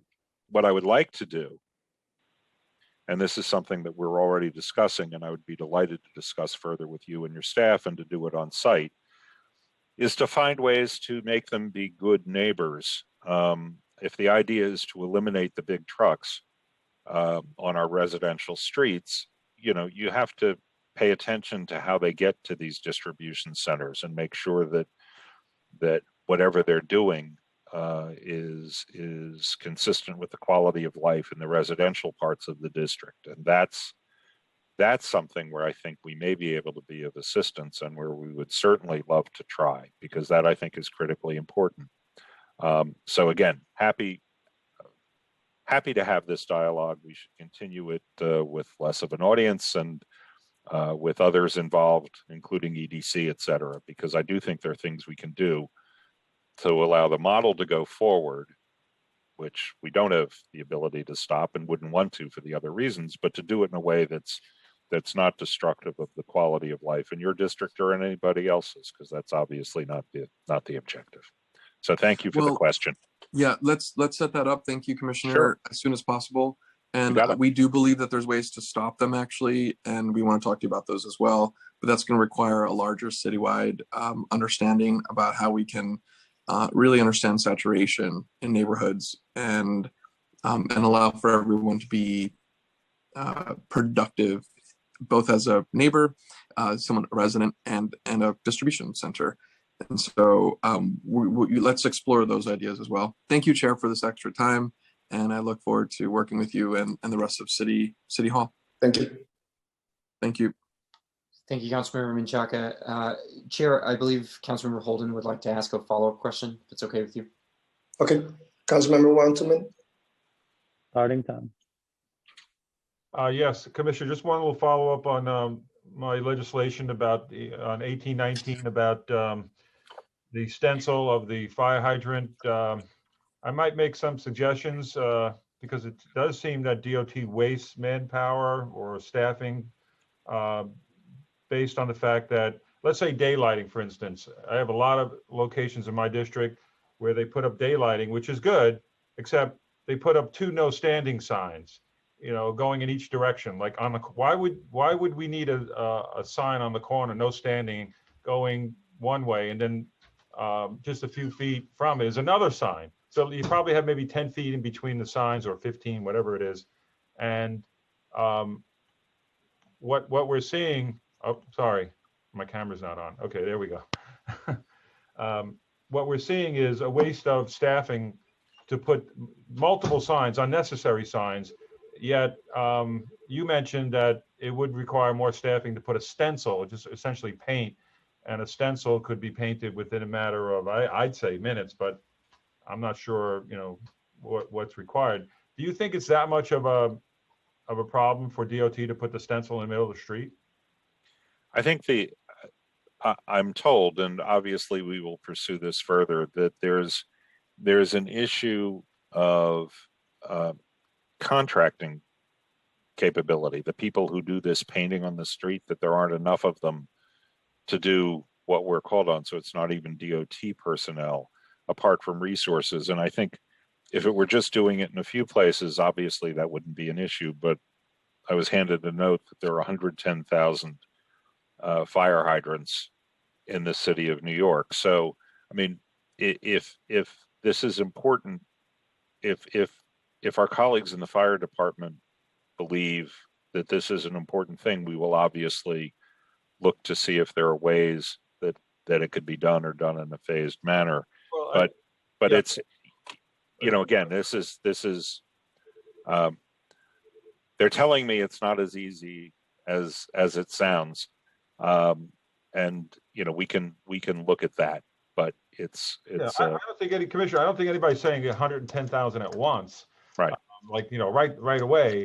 All I'm saying is it could be phased in. It could be done in the districts that have more of a problem with obviously hydrant parking, where you have a Right. very, very dense area, and there might be a lot of fires in a particular area that has more density. So all I'm saying is this could be phased in over a period of years, but and it would make sense what Chair Rodriguez also said. It would make sense to extend this to not only the stencil, but to painting the 15-foot marker. So right now people are guessing. They're guessing what 15 feet away from the hydrant is on each side. And as a result, there's people just tend to do less, obviously, if they can try to fit, or 5 feet or 10 feet. And I think we just need to just, you know, make it easier for people, and also warn people that there's a hydrant there, and at the same time helping the firefighters find, if the firefighters are telling me there's a problem then. Yeah. Like, they're the ones answering it. Yeah, I mean, council member, I certainly understand the concern, and what I can say is we will look at this further and figure out if there's an answer. I mean, I certainly understand the concern. All right, and this is done in other cities, by the way. It's not like we're not inventing this. Yeah, So, no, that's, you no, I know, I realize this isn't the most innovative thing we've been Yeah, talking but I about do today. see, but Commissioner, I do see, and again, I know you just took over recently, but I do see DOT tends to oversign areas. That means like the signage of putting up no standing. They put too many of them up many times where, you know, especially if you look at daylight, and I have plenty of photographs to show the waste. So we need to maybe reallocate resources within DOT to, if we don't have enough street markers, then we need people to do that and take them off the sign detail. But thank you, Commissioner. Thank you, Chair, for the second round. Sure. Thank you. And I definitely would like to be working with you, council member. This is important. As you know, commissioners, you inherit, you know, the agencies, and I think that this is not about anything more than money for the city of New York. This is about, this is a source that we can raise money, can get a ticket. And I think again that, and again, this is not just on this administration, this is what we as a city have done it. We collect $1 billion on tickets. And I think that anytime when we look at what new change will we make, it's about, okay, we will be losing $5, $10, $20 million. So it doesn't make sense. I want any driver who violate that part of the law to get a ticket. But it is unfair that a driver doesn't know the distance that he or she must maintain. So I think that, you know, this is not about technology. This is about we cannot do it. This is about we cannot about the paint. This is about we cannot put the signal. This is about we as a city using those tools to collect money. So again, things that we've been doing for decades. And I feel that this is a time for us to, at least with this small paint or putting the signal there, we need to let everyone know drivers should not park on a 15 feet, but he or she should know when is the distance, because right now it's not. So with that, I want to thank you, my colleague, and again, everyone that, you know, have come from the administration, both commissioners, DOT, and I know that all question went to DOT, but I appreciate all the work that we've been doing together with our DOB commissioners. And with that, we let the administration go, and now we go to hear from Manhattan Borough President Glenn Brewer and then members of the public. Thank you, Chair. If there are no other council members that had questions, we'll now turn to the Borough President and public testimony. I'd like to remind everyone that unlike our typical council hearings, we will be calling individuals one by one to testify. Each panelist will be given 2 minutes to speak unless otherwise instructed by the chair. If your testimony is longer than the allotted time, you can please summarize, and you may submit written testimony for the record by sending it to testimony@council.nyc.gov. And before we call on Manhattan Borough Presidents, and usually some colleagues, they have to go to other meeting, I want to invite all my colleagues for the co-naming that we are having this coming Friday at noon at 166 and Broadway. The co-name is going to be after Carlos Cook, a person that played an important role together with Malcolm X. So not only we're going to be co-naming 166 and Broadway, a block away from what we co-naming after Betty Shabab and Malcolm X, where Malcolm X was assassinated, but also on that day, this coming Friday at noon at that location, at the same time that we're going to be doing the co-naming after Carlos Cook. And we're also going to be calling for the reopening of the investigation of the assassination of Malcolm X. So everyone are invited to come to Washington High, get a good rice and beans or mango. So with that, let's go now to Manhattan Borough President Glenn Brewer. Thank you very much, Chair Rodriguez, for this and much other. It's always fun to hang out with you in your community. I am Gail Brewer. I am the Manhattan Borough President, and I just want to congratulate you and DOT for the discussion today about how our city handles delivery of goods and services. And I have just 3 bills I'm going to support. One is Speaker Johnson's Intro 2253, Councilmember Reynoso's 2279, and Council Member Vera's 2281, and they're all good bills. And the only suggestion I would have, and I know that you probably feel the same way, that these proposals need to be reviewed by community boards, because I know that community boards care about these issues, particularly about how food gets delivered. So 2253, as you know better than I, would require DOT to pilot 12 micro distribution centers, transferring goods to sustainable modes of last mile delivery. And I think these would function like cargo bike delivery corrals currently installed at many Whole Foods, like one right near my house. And it aims to make deliveries to residents via bikes rather than trucks. And in our dense city, the last mile, if it's done in a space efficient vehicle, like a bicycle, is very common sense. So I support that. It does help reduce, I hope, truck traffic. I know that's something that we're all trying to do.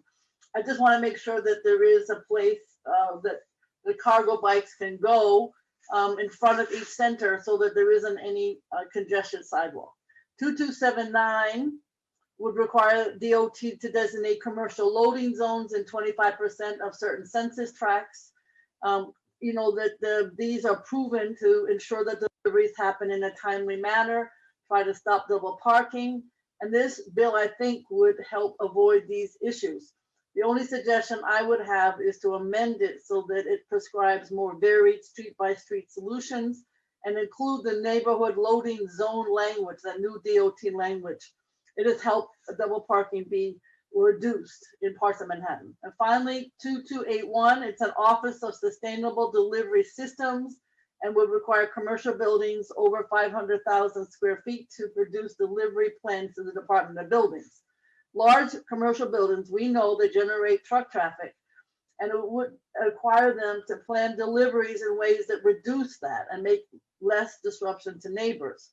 They would talk about delivery consolidation, off-peak deliveries, reservation systems, and with the DOB's newly formed delivery systems unit, which I didn't know about, but you do, this legislation would enable large buildings to receive deliveries with less disruption. The only suggestion I would have is I really, instead of that one office to talk about sustainable delivery systems, I'm hoping that down the line we can do an office of the public realm, which would include the bike lanes, the bus lanes, and things like this, but not a separate office for delivery systems. Thank you very much, and I really appreciate this interactive discussion about how we can handle delivery of essential goods and services. Thank you very much. Thank you, Gail. You have been the best, only colleagues serving together the council, but the best also board president who have used your opportunity from your role to share the distribution of resources equally through the whole borough of Manhattan. And I know that transportation is on your heart. So definitely we will continue working together with you. Thank you. Thank you very much. Thank you, Borough President Brewer. Next, we will turn to other members of the public. First, we will hear from Jose Holguin Veras. Jose. Starting time. Sorry, Elliot, and can you also explain the time Yes. and limit for everyone? And please, if it would take more than that, just summarize, like the 30 seconds before we give you let you know that you are getting close, but please keep it just for 2 minutes. And if please summarize your testimony, and if it goes over time, you can submit written testimony. Again, the address is testimony@council.nyc.gov. Okay. Jose. Fantastic. My name is Jose Holguin Veras. I want to thank Chair Rodriguez and the council members for giving me the opportunity to be here. As I said, I am the director of the Center of Excellence for Sustainable Urban Freight Systems. That is a coalition of the leading freight research centers in the world. We have a global view of urban freight management, policy and planning, and among other accomplishments, our group was the group that designed our delivery project that had been successfully implemented by the New York City Department of Transportation and the City of New York. Basically, I believe that this package of initiatives drafted by the City Council are basically important because it basically, in a unified way, they try to address the obstructions produced by double park trucks by meaning of trying to improve the commercial loading zones. In addition, they try to foster the sustainable modes by means of fostering micro distribution centers and also requesting the New York State Legislature to remove the constraint to cargo bikes. In addition to that, I believe it's important to reduce both the issue of package theft that has been affecting the New Yorkers, because also in doing so, that helps increase delivery efficiency by making these deliveries faster and minimizing the amount of time that trucks will spend at the curve. As both the commissioner and several council members indicated, there might be a need to update the truck route systems. Also, in addition, and finally, I believe that the initiative of delivery as service plans is very important because it is an example of what we call demand management. In essence, large developments have the responsibility to minimize. Time expired. Okay. And with that, basically, I want to thank you for the opportunity to talk. Thank you for your testimony. Next, we will hear from, next we have Marco Connor Diacqua. Marco? Starting time. Yes, thank you. My name is Marco Connor Diacqua. I am Deputy Director of Transportation Alternatives. And I want to thank Council Speaker Corey Johnson, Council Member Idan Rodriguez, and today's bill sponsors for leading this critically needed set of bills. The way that we currently use our street space is highly inequitable, and it is harmful to every goal that this city has set around public health, our environmental and sustainability goals, reducing carbon emissions, and reaching Vision Zero. And the trucks, the way that we are using trucks in package deliveries are lethal to New Yorkers and disproportionately account for the more than 1,000 pedestrians and cyclists killed in just the past 8 years. Right now, we're using our limited street space in the most harmful way. 75% of our street space today is dedicated to moving or storing cars, with the rest of us pushed to the margins of the streets. On average, cars sit parked and unused 95% of the time. This is a terribly inefficient use of highly limited public space that comes at the expense of reliable, sustainable, and equitable transportation and deliveries. And today's package of bills will directly address this. This is a city where everyone either walks or rolls. We are a city where more than 80% of commuters commute by means other than a car, and where a majority of households do not own a car. These are the realities, but the 75% street space allocation to cars does not reflect that. We need to reduce our reliance on large trucks, and for the trucks that must continue to operate, we must set up much smarter and equitable systems. Just very briefly, the daylighting requirements in Intro 2282 are great. Daylighting saves lives, especially with combined with turn restrictions. We also recommend that the daylighting be required for 20 to 25 feet from each Time intersection, expired. as recommended by NACDO. We strongly support this package of bills today. Thank you.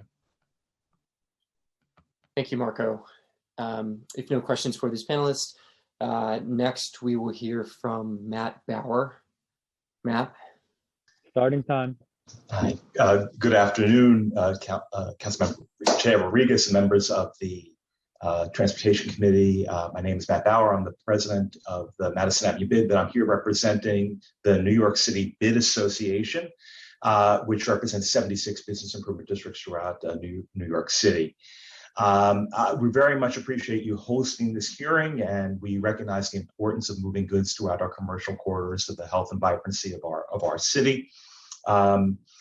We commend the efforts to address last mile efforts, and we think that Intro 2253 is a very interesting idea. Just want to caution the city in being directly engaged in a private sector effort, and just also that any of these facilities not impact retailers and other restaurants that are on the block.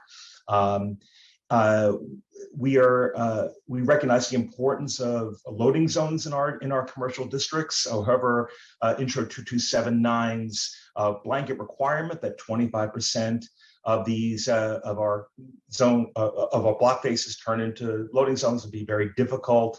That usually represents a quarter of the stores, and stores don't want to necessarily be in a loading zone where there's so many competing uses of our curb, from bike racks to fire hydrants to customer parking to open restaurants. We think a more nuanced approach and holistic approach needs to be required for the siting of these. We are concerned about Intro 2277's requirement to extend the parking time to 8 hours in loading zone. It would, we think, turn it into transfer depots that were very, it would not be would not create turnover of traffic. And finally, Intro 2281, we recognize the importance of buildings doing this, but we have congestion pricing coming on right now. And with the city's existing off-hours program, there could be a lot more to do. So thank you very much for having me speak. Thank you for your testimony. We have no questions for this panelist. Next, we will hear from Kendra Hems. Kendra? Starting time. Hi, good afternoon. Thank you, Chairman Rodriguez and members of the committee. I'm Kendra Hems, President of the Trucking Association of New York. Just want to thank the council for their support of improving the efficiency of freight movement in the city. To be brief, regarding 2253, the pilot program for micro distribution centers across the city, we support this initiative. We've actually been working with some private industry on this. However, we would encourage that all locations have charging infrastructure versus just a minimum of 3. It doesn't support sustainable modes of transportation if we don't build out the infrastructure to allow them to charge. On intros 2277 and 79, we appreciate the intent to expand loading zones across the city. We are a bit concerned that the proposed parking rates set a minimum rate, but not a maximum. As our drivers are doing everything they can to deliver these essential goods, we want to ensure that they can do so and not be charged exorbitant rates in the process. Related specific to 2279, the provision that 25% of the curb allocation be for loading zones, we would like to see that be evaluated annually to ensure that that does not erode over time. We're supportive of 2280 and 2281 regarding how goods are delivered to large residential and commercial vehicles. However, we do caution that there is no one-size-fits-all solution to this issue.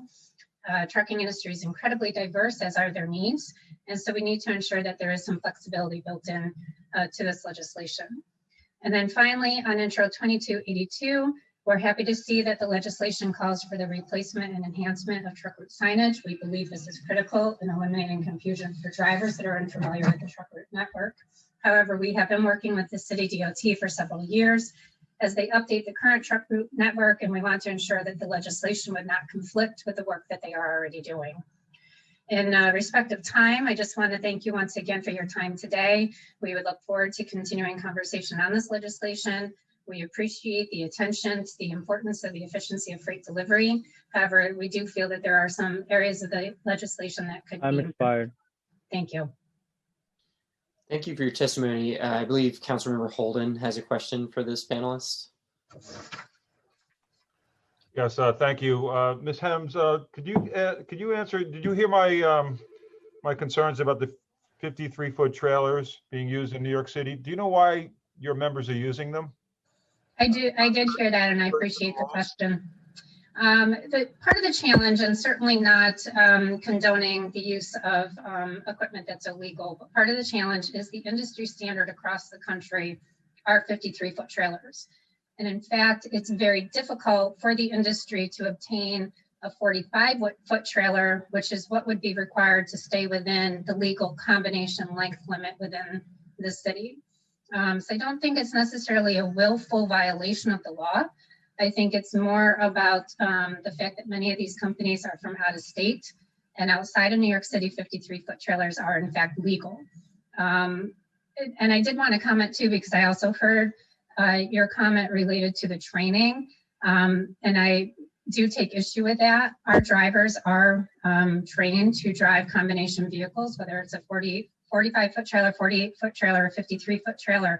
They do have the training necessary to drive that length of vehicle.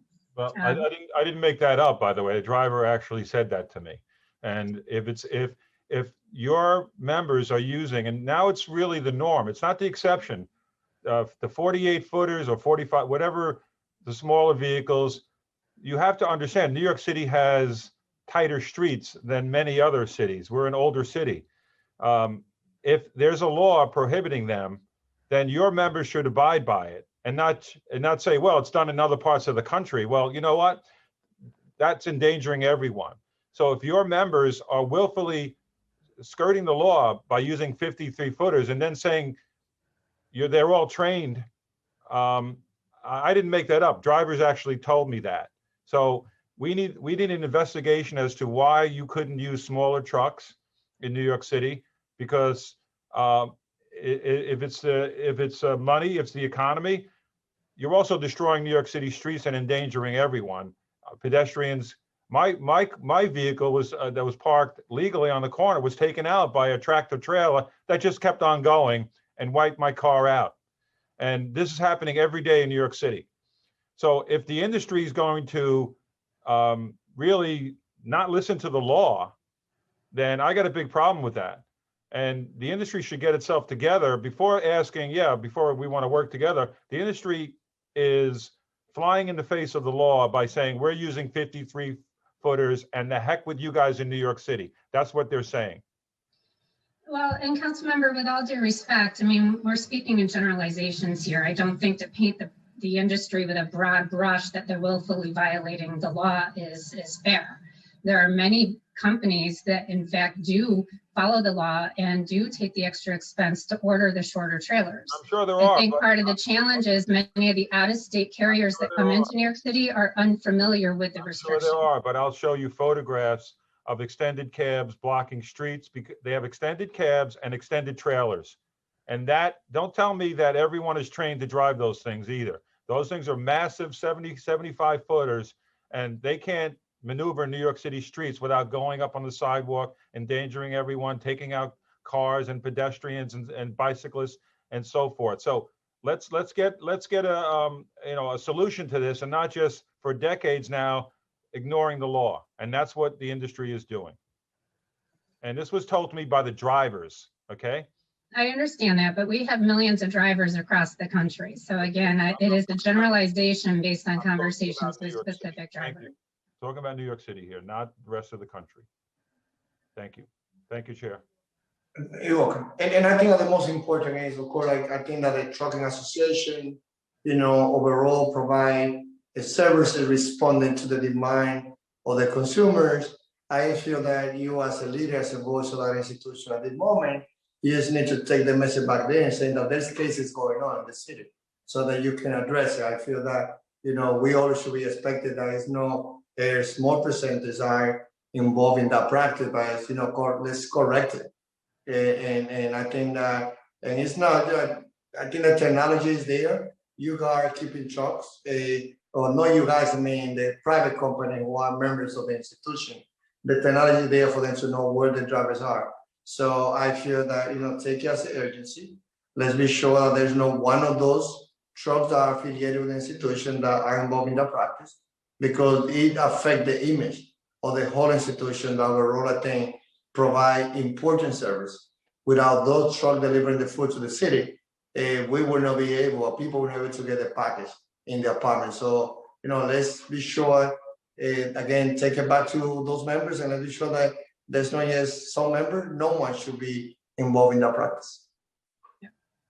I agree 100%, Chairman. Thank you. Thank you.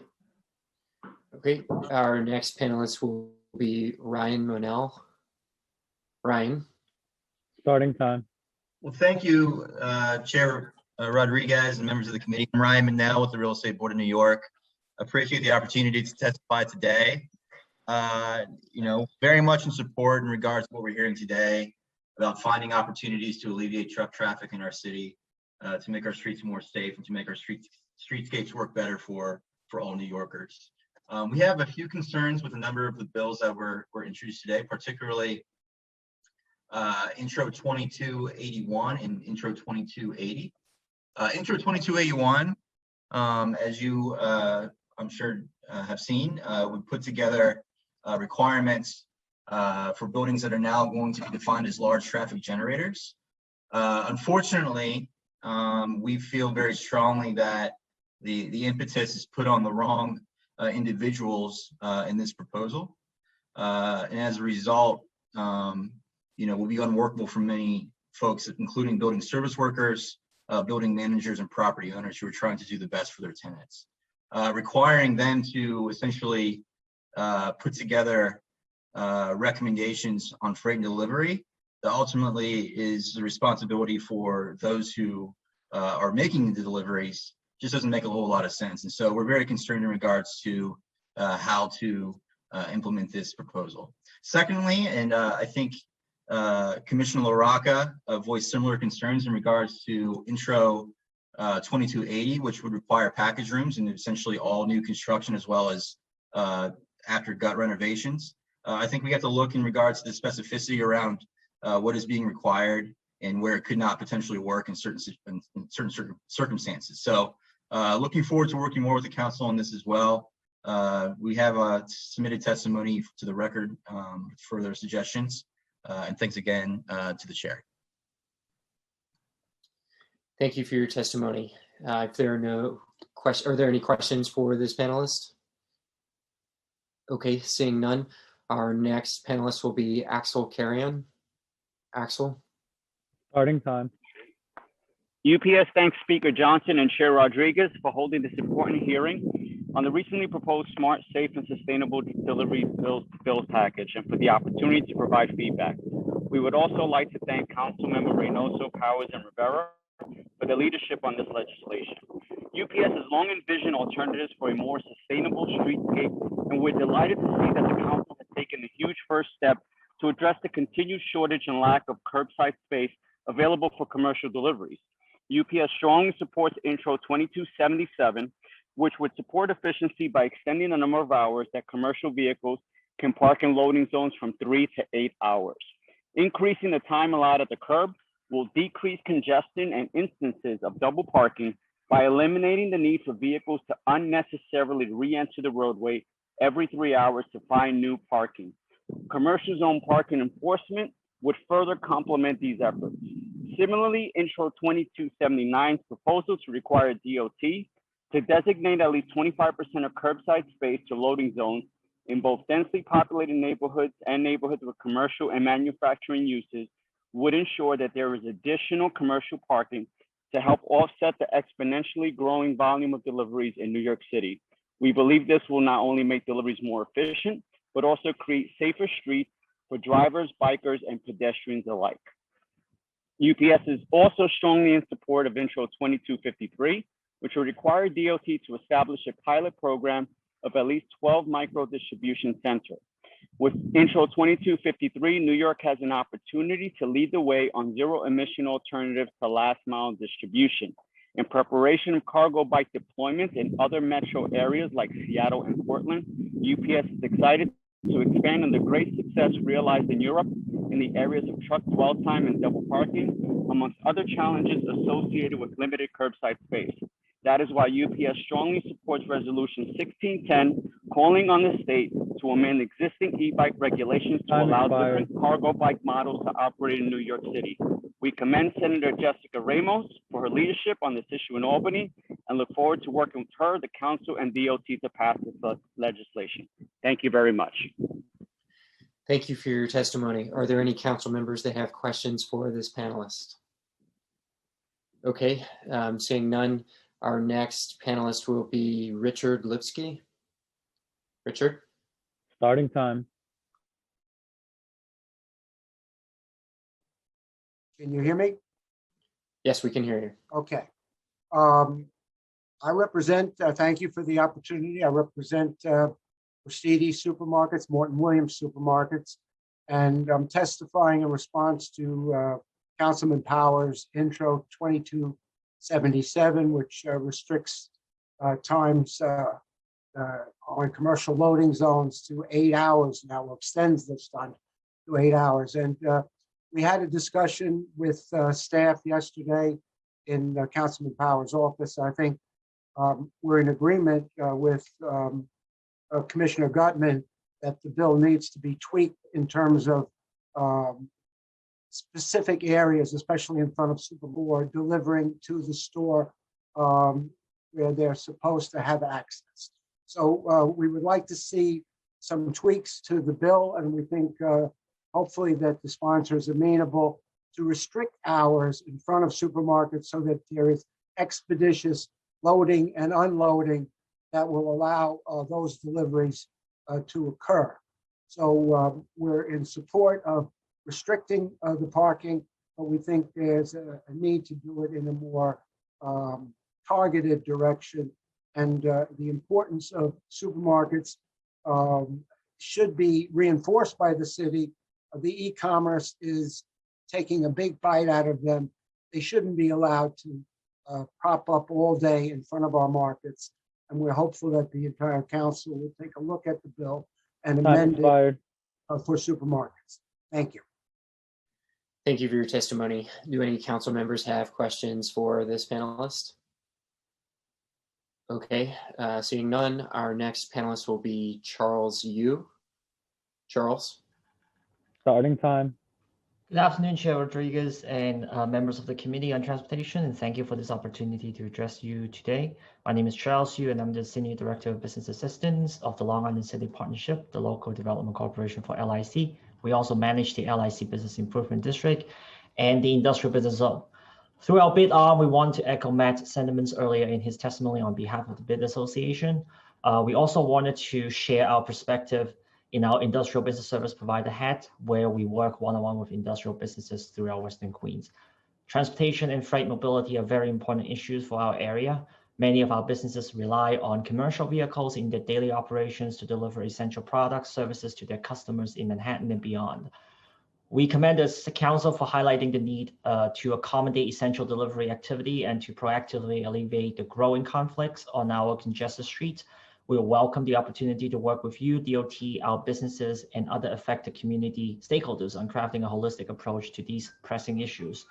While we believe the package of bills is a much needed call to action, we also caution that these are complicated issues, and this is a difficult moment when the rules for permanent open dining and congestion pricing management, just to name two, are being developed and will also have a direct effect on the use of curb space and traffic lanes.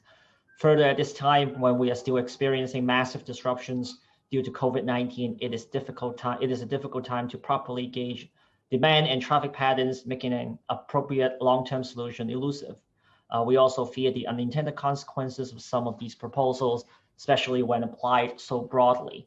For example, the extension of commercial loading zones to no less than 25% of available curb space could introduce frictions with restaurants offering outdoor dining on certain streets and may not actually line up with the needs of those making deliveries.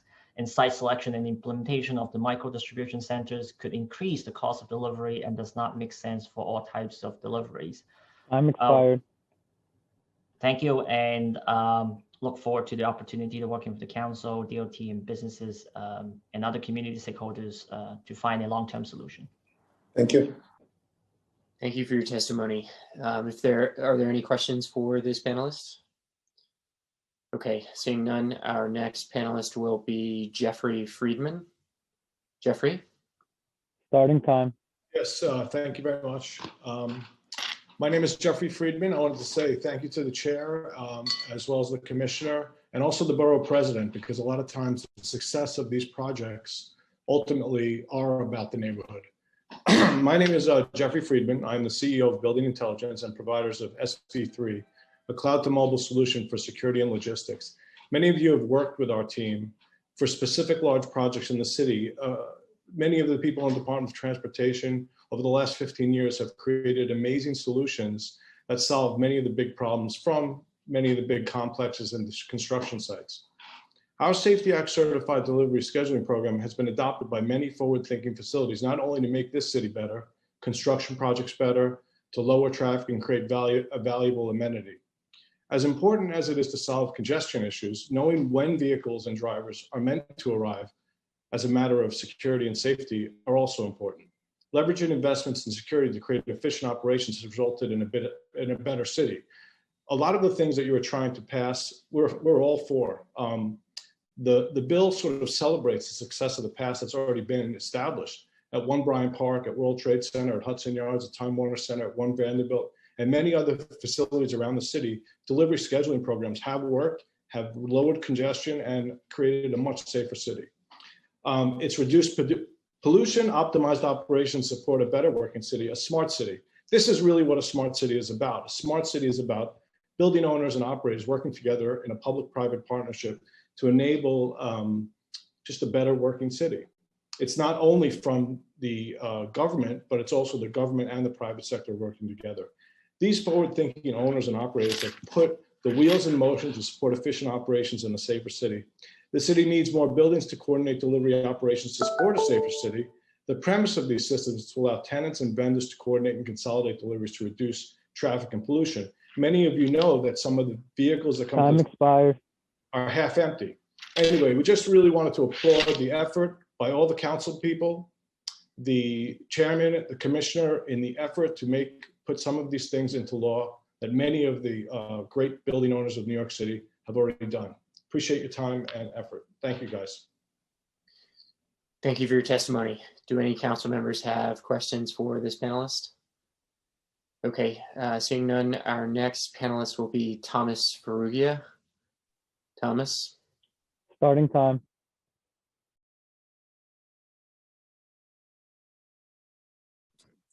Hi. Hi, I'm Tom Ferrugia. I'm Director of Governmental Affairs with the Broadway League. I have already submitted a long form testimony, so I will just go through this very quickly. The Broadway League is a trade association for the national theatrical Broadway industry. We have over 400 members who maintain offices in New York City. And I'd like to thank the council for allowing me to speak. I'd also like to thank Speaker Johnson and Councilmember Powers for sponsoring Intro 8, which bill is it now exactly? 1811. Specifically, I want to preface my remarks by saying that in 2019, Broadway sold 14.8 million tickets. Approximately 46% of those admissions were domestic tourists, and additional 19% were foreign tourists. And approximately 59% of all visitors reported that attending a Broadway show was a principal reason for their visit to New York City. We provided almost 100,000 full-time equivalent jobs and welcomed approximately 40,000 theater goers per day. Combined, Broadway Theater had an economic impact of $20 billion on the United States and generated about $675 million in tax revenue for the city. And as we all know, our theaters have been shuttered since March 12, 2020, and New York City is losing an estimated $1.225 billion in economic activity every month that our theaters remain dark. The League has always endorsed legislation aimed at improving the flow of pedestrian vehicular traffic, encouraging visitors and resident access, and enhancing the overall quality of life at Times Square. We believe this oversight is more important than ever as we work with legislators and health officials to raise our curtains and rebuild audience confidence in public gatherings. The promise of a safe and orderly environment is vital to visitors returning to Times Square. With respect to 1811, it's important that the council act to regulate what has remained a leading contributor to an unsafe, chaotic, and disorganized environment in Times Square. Time expired. Then thank you very much for this opportunity. And again, I support this legislation completely, and we think it will go a long way in ensuring an improved experience in Times Square for our visitors and for our residents. Thank you. Thank you for your testimony. Are there any questions for this panelist? Okay, our next panelist will be David Cohen. David? Starting time.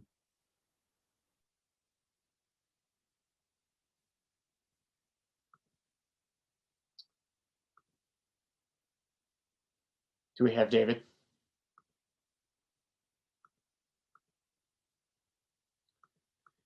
Okay, we can circle back to see if we get David. Our next panelist will be Regina Fojas. Regina? Starting time. Thank you, Chair Rodriguez and members of the committee for the opportunity to speak today. My name is Regina Fojas, and I'm the Senior Vice President of the Times Square Alliance. The Alliance strongly supports Intro 1811 and thanks its sponsors, Councilmember Powers and Speaker Johnson, for their ongoing leadership in public space management. In 2009, the city created the Broadway pedestrian plazas to manage increased congestion on our sidewalks. Tourists and New Yorkers alike could navigate Times Square safely and have a place to sit, relax, and enjoy public space. Before COVID, the plazas welcomed over 400,000 people a day. In 2016, the council passed Local Law 53 to preserve mobility on the plazas and maintain individuals' right to engage in commercial activity within designated activity zones. However, the city's interpretation of the rule has left passersby open to unwanted bullying and harassment outside of the zones. In 2019, well after the bill passed, 60% of those who work and live in Times Square reported an unpleasant interaction with a costumed character, and a quarter of them reported being touched without consent, the impact of which is even more serious post-pandemic. Pre-COVID, when I walked our district, I was stopped at least 45 times by costume characters, CD sellers, tour bus ticket sellers, and people pretending to be monks. If we want New York City to be a post-recovery destination, we must address these conditions before workers and visitors return to our plazas en masse. Intro 1811 does this by building upon Local Law 53 and also establishes a committee composed of costume characters, so it gives them a voice and a forum to address issues before enforcement is necessary. I think that's a very important component of the bill. A time to recovery is vital to New York City's recovery. If visitors feel safe in Times Square, the busiest crossroads of the world, they will feel safe across the city. Adopting Intro 1811 puts us further along the path to recovery and lets the world know that New York City is a safe and exciting place to return to. Thank you. Thank you for your testimony. Are there any questions for this panelist? Okay, seeing none, our next panelist will be Glenn Belofsky. Glenn? Starting time. Thank you so much. All right, Good morning. before we move to the next panel, I want to bring to the Times Square Alliance. Of course, always happy to be working with you guys. But I know that because of COVID, a lot of conversation that we were having, before we were hit with the pandemic, we were not able to follow up. But as a person that led the law that addressed the Disney custom there and separate the area where they could be, I just want to be sure that as we continue our conversation on this bill, we continue those pieces that we were discussing before COVID, which is about, we also talk when we pass the law that the Times Square Alliance will be working with the whole theater community in Times Square, with the Disney community there, to be sure that their resources are not only investing in the Times Square area, because anyone would like to be in Times Square area. The question is, what about the other plaza? Like, how can the Times Square Plaza adopt, another sister plaza, in this case, in the Uptown Manhattan area, in the Bronx or Brooklyn, that we can say some of those theaters in Times Square, they should only say we can go 1 day a year and do the performance in Times Square, but let's bring it to the underserved community too.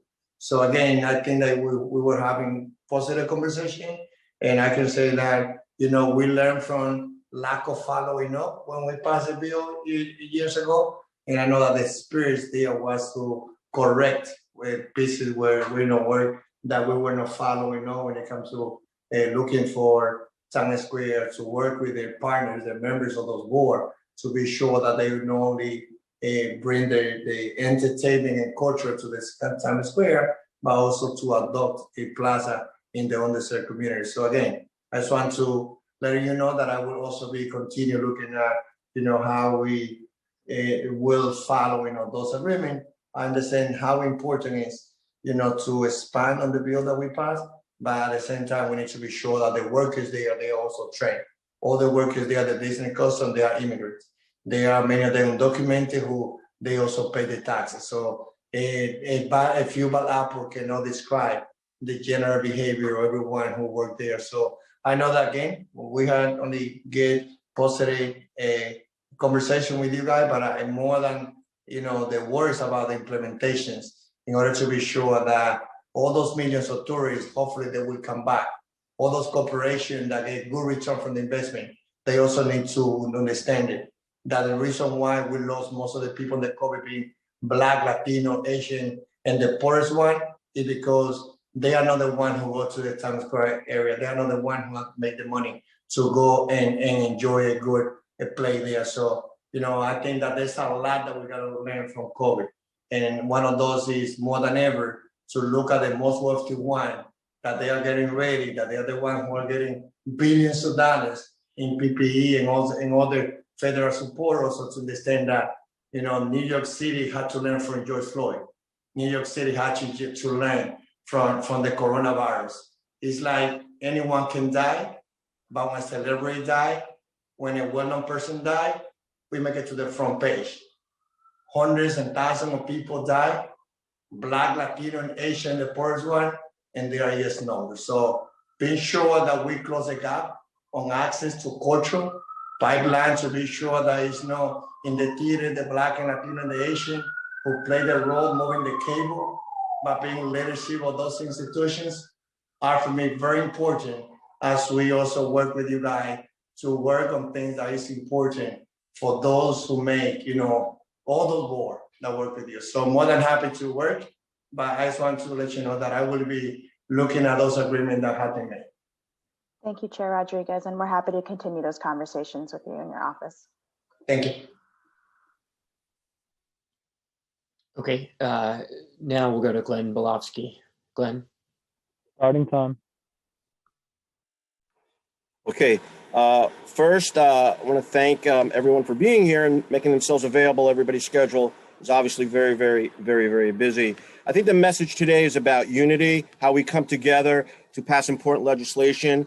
And so first, in terms of unity, let me wish those who celebrate a happy Cinco de Mayo. Second, I agree completely with Chairman Rodriguez, and I do so entirely. The street belongs to everyone, pedestrians, bicyclists, delivery vehicles, and not the least, disabled motorists. This leads me to speak to Intro both 2277, sponsored by our friend Keith Powers, and 1141, our honorable chairman. And we want to thank Speaker Johnson and Chairman Rodriguez for committing to passing 1141 to make parking fines fair for everyone and protecting the disabled motorists.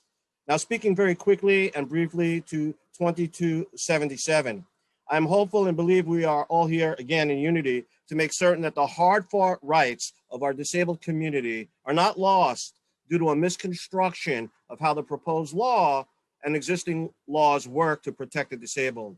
Do they work in unison, or is there room for a compelling interpretation that no placards mean exactly that, no placards? I appreciate that the administrative code has an exemption for disability permits, so we seek assurance on the record or an amendment to 277 that where it says no placards, it will exclude a ban on disability permits. This way, if ticket agents lean on the no placards language to write us tickets at a later time, we can have the record show that 2277 is leaning on existing law that already carves out an exemption for disability permits. That's the main issues I have. If I have a moment, the other question concerning 2277, the intent is wonderful. We agree wholeheartedly. The question of 8 hours, which would be great for certain companies like UPS, FedEx, Amazon, and we respect their needs. And maybe there needs to be some parking for that. Thank you so much for your valuable time. I appreciate it. Thank you. Are there any questions for this panelist? All right, seeing none, our next panelist will be Jessica Baker. Jessica. Starting time.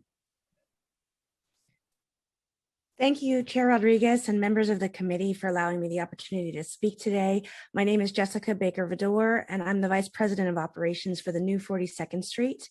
The new 42nd Street has partnered with the city and state over the past 30 years to create and manage a vibrant mix of adaptive reuses for city-owned historic theaters on 42nd Street between 7th and 8th Avenue.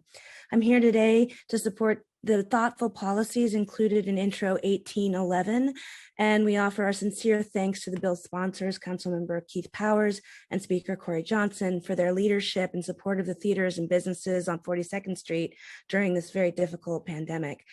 42nd Street theaters between 7th and 8th Avenue desperately need this theater district safety zone designation that's created in Intro 1811. On the east side of the single 42nd Street block, there are 5 theaters with a total of more than 5,000 live theater seats. That includes the New 42's New Victory Theater, which during normal theater operations presents world-class performances to more than 100,000 New York City school children, parents, and families across the 5 boroughs. The block is also home to several other theaters, and establishing pedestrian flow zones on the sidewalks of blocks like ours with multiple active theaters is just common sense. The density of the visitors and theater goers that our block brings adds to the congestion of the commuters between the Times Square subway and Port Authority, and the very informed and reasonable policy solutions that are included in Intro 1811 that regulate the spillover of commercial activity from the plazas, like the costume characters and the ticket sellers. These conditions create overcrowding conditions that bottleneck our sidewalk traffic and forces pedestrians, and many of whom are children, into the street. The crowds block. Thank you so much. I've submitted a fuller testimony, but we really appreciate the council's attention to this very critical matter, and thank you for letting me speak today. Thank you for your testimony. Are there any questions for this panelist? Okay. I just want to elaborate. I know that you would take the message what I say. Be sure that your partners follow one thing that we have talked about, even though we make the number very well, all of us on the citywide base. But when it comes to, and of course I have enjoyed having my 2 daughters 14 and 8 in many play there and performing. So, but making always think getting the private sector who can pay more and raise the money for the underserved to be able to have access to those events are very important. And again, I will be talking to the community, the Cobson, Disney Cobson too. I want to be sure that they also know that this conversation is going on. I want to be able to work with you, my colleague, but also the whole idea that a job training program should be put in place for those individuals also to have the opportunity to get a train, to get a good paid job. The city is coming back. The city is coming stronger. Those people make a lot of money in 40 seconds, and they should be able to put a fund. They should be able to train those individuals and offer them the opportunity to be relocated. Cannot be only looking at let's change the law so that we can enforce. So I just want to be sure that, as the organizer that I am, more than elected official, I will looking very careful to be sure that from my role as chairing this committee, working with my colleague, those pieces of agreement are in place. I would like to hear from you more details about how you're going to be executed, not just you as an individual, but the whole coalition of the private sector in the cultural, especially in the Disney who own Times Square. I 100% agree with you, Chair, and I appreciate your leadership on this issue. The new 42nd Street has a number of job development programs and artist development programs that we are working on very much in this same initiative. So I look forward to working with you on these efforts, and thank you so much for your advocacy on that issue. 100% support it. Thank you. Thank you. Okay, our next panelist will be Laura Rothrock. Laura. Starting time. Thank you, Chair Rodriguez and members of the City Council. My name is Laura Rothrock, and I'm testifying today on behalf of Twin America. Twin America provides hop-on, hop-off, double-decker sightseeing bus tours. Before the pandemic, our company served over 1 million customers annually and employed approximately 1,000 union employees representing 6 different unions in New York City. Regarding City Council Intro 1811, we understand that Times Square stakeholders want better pedestrian flow in the public plazas. However, the language about the sightseeing buses is duplicative of current city policy and doesn't offer flexibility as our city begins to welcome back tourists. We ask that the bill be amended to delete the following provision. No on-street sightseeing bus stop shall be located adjacent to a pedestrian flow zone. The city DOT provides sightseeing bus stop permits that are also reviewed by the local community board. If there's a problem with a sightseeing bus stop, we work with DOT, the Times Square Alliance, and the community board to relocate the stop. So to legislate where city sightseeing bus stops can be within Times Square seems like an overreach and unnecessary since there is already a public process in place. Twin America has been working with the City Council, the Times Square Alliance, and other local stakeholders since the Plaza program began. We're deeply involved in the discussions around the activity zones when they were first implemented in 2016, and we want to continue to work with the council and all stakeholders to help find solutions that make the city safe and welcoming. We also have offered up suggestions dating back to 2016 to the administration and City Council about how to better regulate ticket sellers, which we have ticket sellers, and we would be happy to revisit those discussions. As you can imagine, the pandemic has devastated our industry and the city's tourism economy. Now that we are over the worst of the pandemic, we hope to work with the City Council on ways to invigorate tourism during the long road ahead of us. We ask that you remove the bus stop provision from this bill language, and we would be happy to discuss with you further. Thank you. Thank you for your testimony. Are there any questions for this panelist? Okay, our next panelist will be Luis Lopez. Luis? Starting time.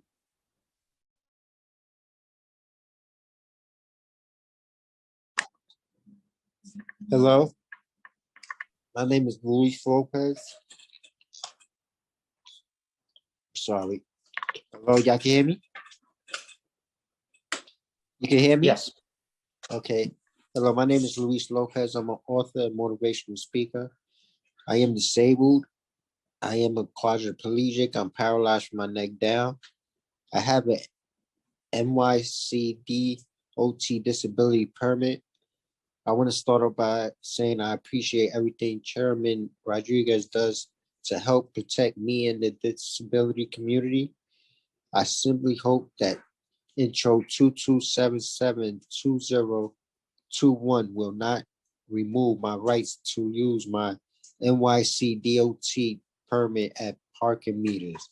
Can the council please reassure me that my disability permit rights will not be taken away? Thank you. Ross, we take a very, our commitment to work with 1 million New Yorkers that rely, who have physical challenges. Is a commitment that we have. So definitely we will be working with, with you and many other voices of the community that, we come out with physical challenges. Sometimes, born with those conditions. All the time it's about, something happened with us, a crash or things like that happening. And at the end, it's about if we are so lucky and we live enough alone, all of us will be ending, with condition of physical challenges. So when we work and legislate for the community of New York, who are 1 million, who are productive individuals, like all in any other one that doesn't have physical challenge, is our responsibility. So the answer is yes, we will be working with you when it comes to the need with you and many others with the community that has physical challenges, which is close to 1 million. But also we are working to be sure that not only we address things related to the permits that you have the right to. That's what it's something that New York City has established, but also to make public transportation accessible. We know that many times, if anyone had to take elevator in Dyckman in the Uptown area, and they go in the one train, they're going to need to go to 231st Street. They had to go to 96th Street in order to take the next train station with an elevator in order to go back to 231st. So I think that, it's not only things related to the permits, but it's also about a new approach on how we need to invest billions and billions of dollars in infrastructure to make New York City streets and transportation accessible to everyone. So Luis, thank you for everything that you do. And we are here to say, we stand for you today as somebody else will be standing for us tomorrow. Thank you. Thank you for your testimony. Our next panelist will be Edward Funches. Edward. Starting time. Hello, my name is Edward Funches. I am also a paraplegic. I want to thank the DOT. I want to thank Chairman Rodriguez for always supporting the disability community. I want to thank the House Speaker. I am also concerned about Bill 2277. I drive downtown, and that bill states that it's taking away our plaque, that we're unable to park down there. So I'm asking, that y'all will assure us that it will not affect us and our driving our plaque. Thank you very much, Rodriguez. Thank you very much for DOT. Thank you. Thank you. And we will be, again, I know that Elios and the rest of the team of transportation, they taking notes on everything. And we will have conversation with, again, our colleagues and Speaker Johnson to hear from your concern and identify well how we can work with you. Thank you for your testimony. Next, we will hear from Jeffrey Williams. Jeffrey. Starting time.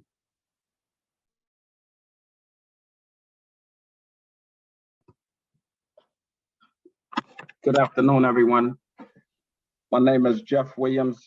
I'm also a motivational speaker and an author as well of My Feet Are Off the Ground.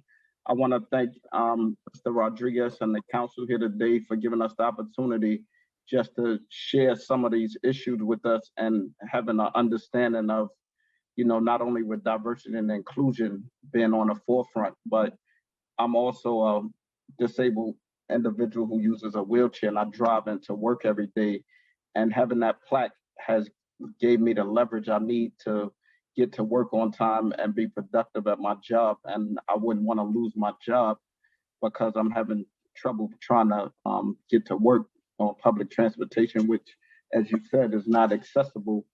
And I just want to thank y'all for considering, that this is a need that goes far and beyond just parking. It gives us access to being independent. It gives us access to being productive in society and giving back in society. So I want to thank y'all for that reason. Yeah, and I assure you that the bill does not have any negative impact with the placard provided that to the New Yorkers with physical challenges, New Yorker with disabilities. So this is something, again, it's not included in the bill. Not only we will be sure that we will protect you in this bill, buying any other thing related to make the streets, make transportation accessible again to 1 million New Yorkers who every day contribute to the city in different way, who pay the taxes, who work hard, who are productive individuals. And we need to be sure that we don't legislate on anything that will have any negative impact in your life. So that this bill does not include any removal, any loss or permit for New Yorker with physical challenges. And one other question, Mr. Rodriguez, while have you, would they have something like put in writing just to lock us in, not only for now, but in the future as well? I don't think that, first of all, what the process works is that, again, the bill is not included. This bill doesn't have any language with that.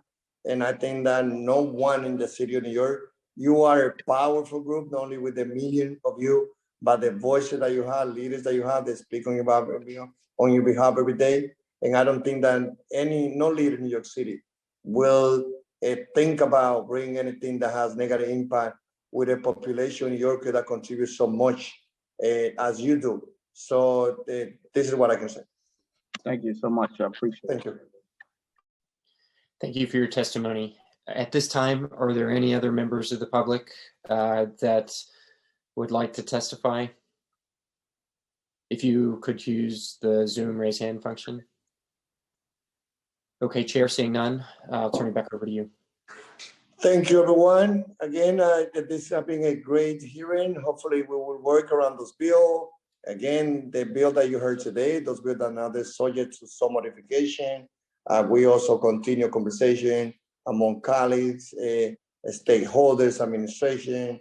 And again, this is something that we hope that we can work with all sectors here.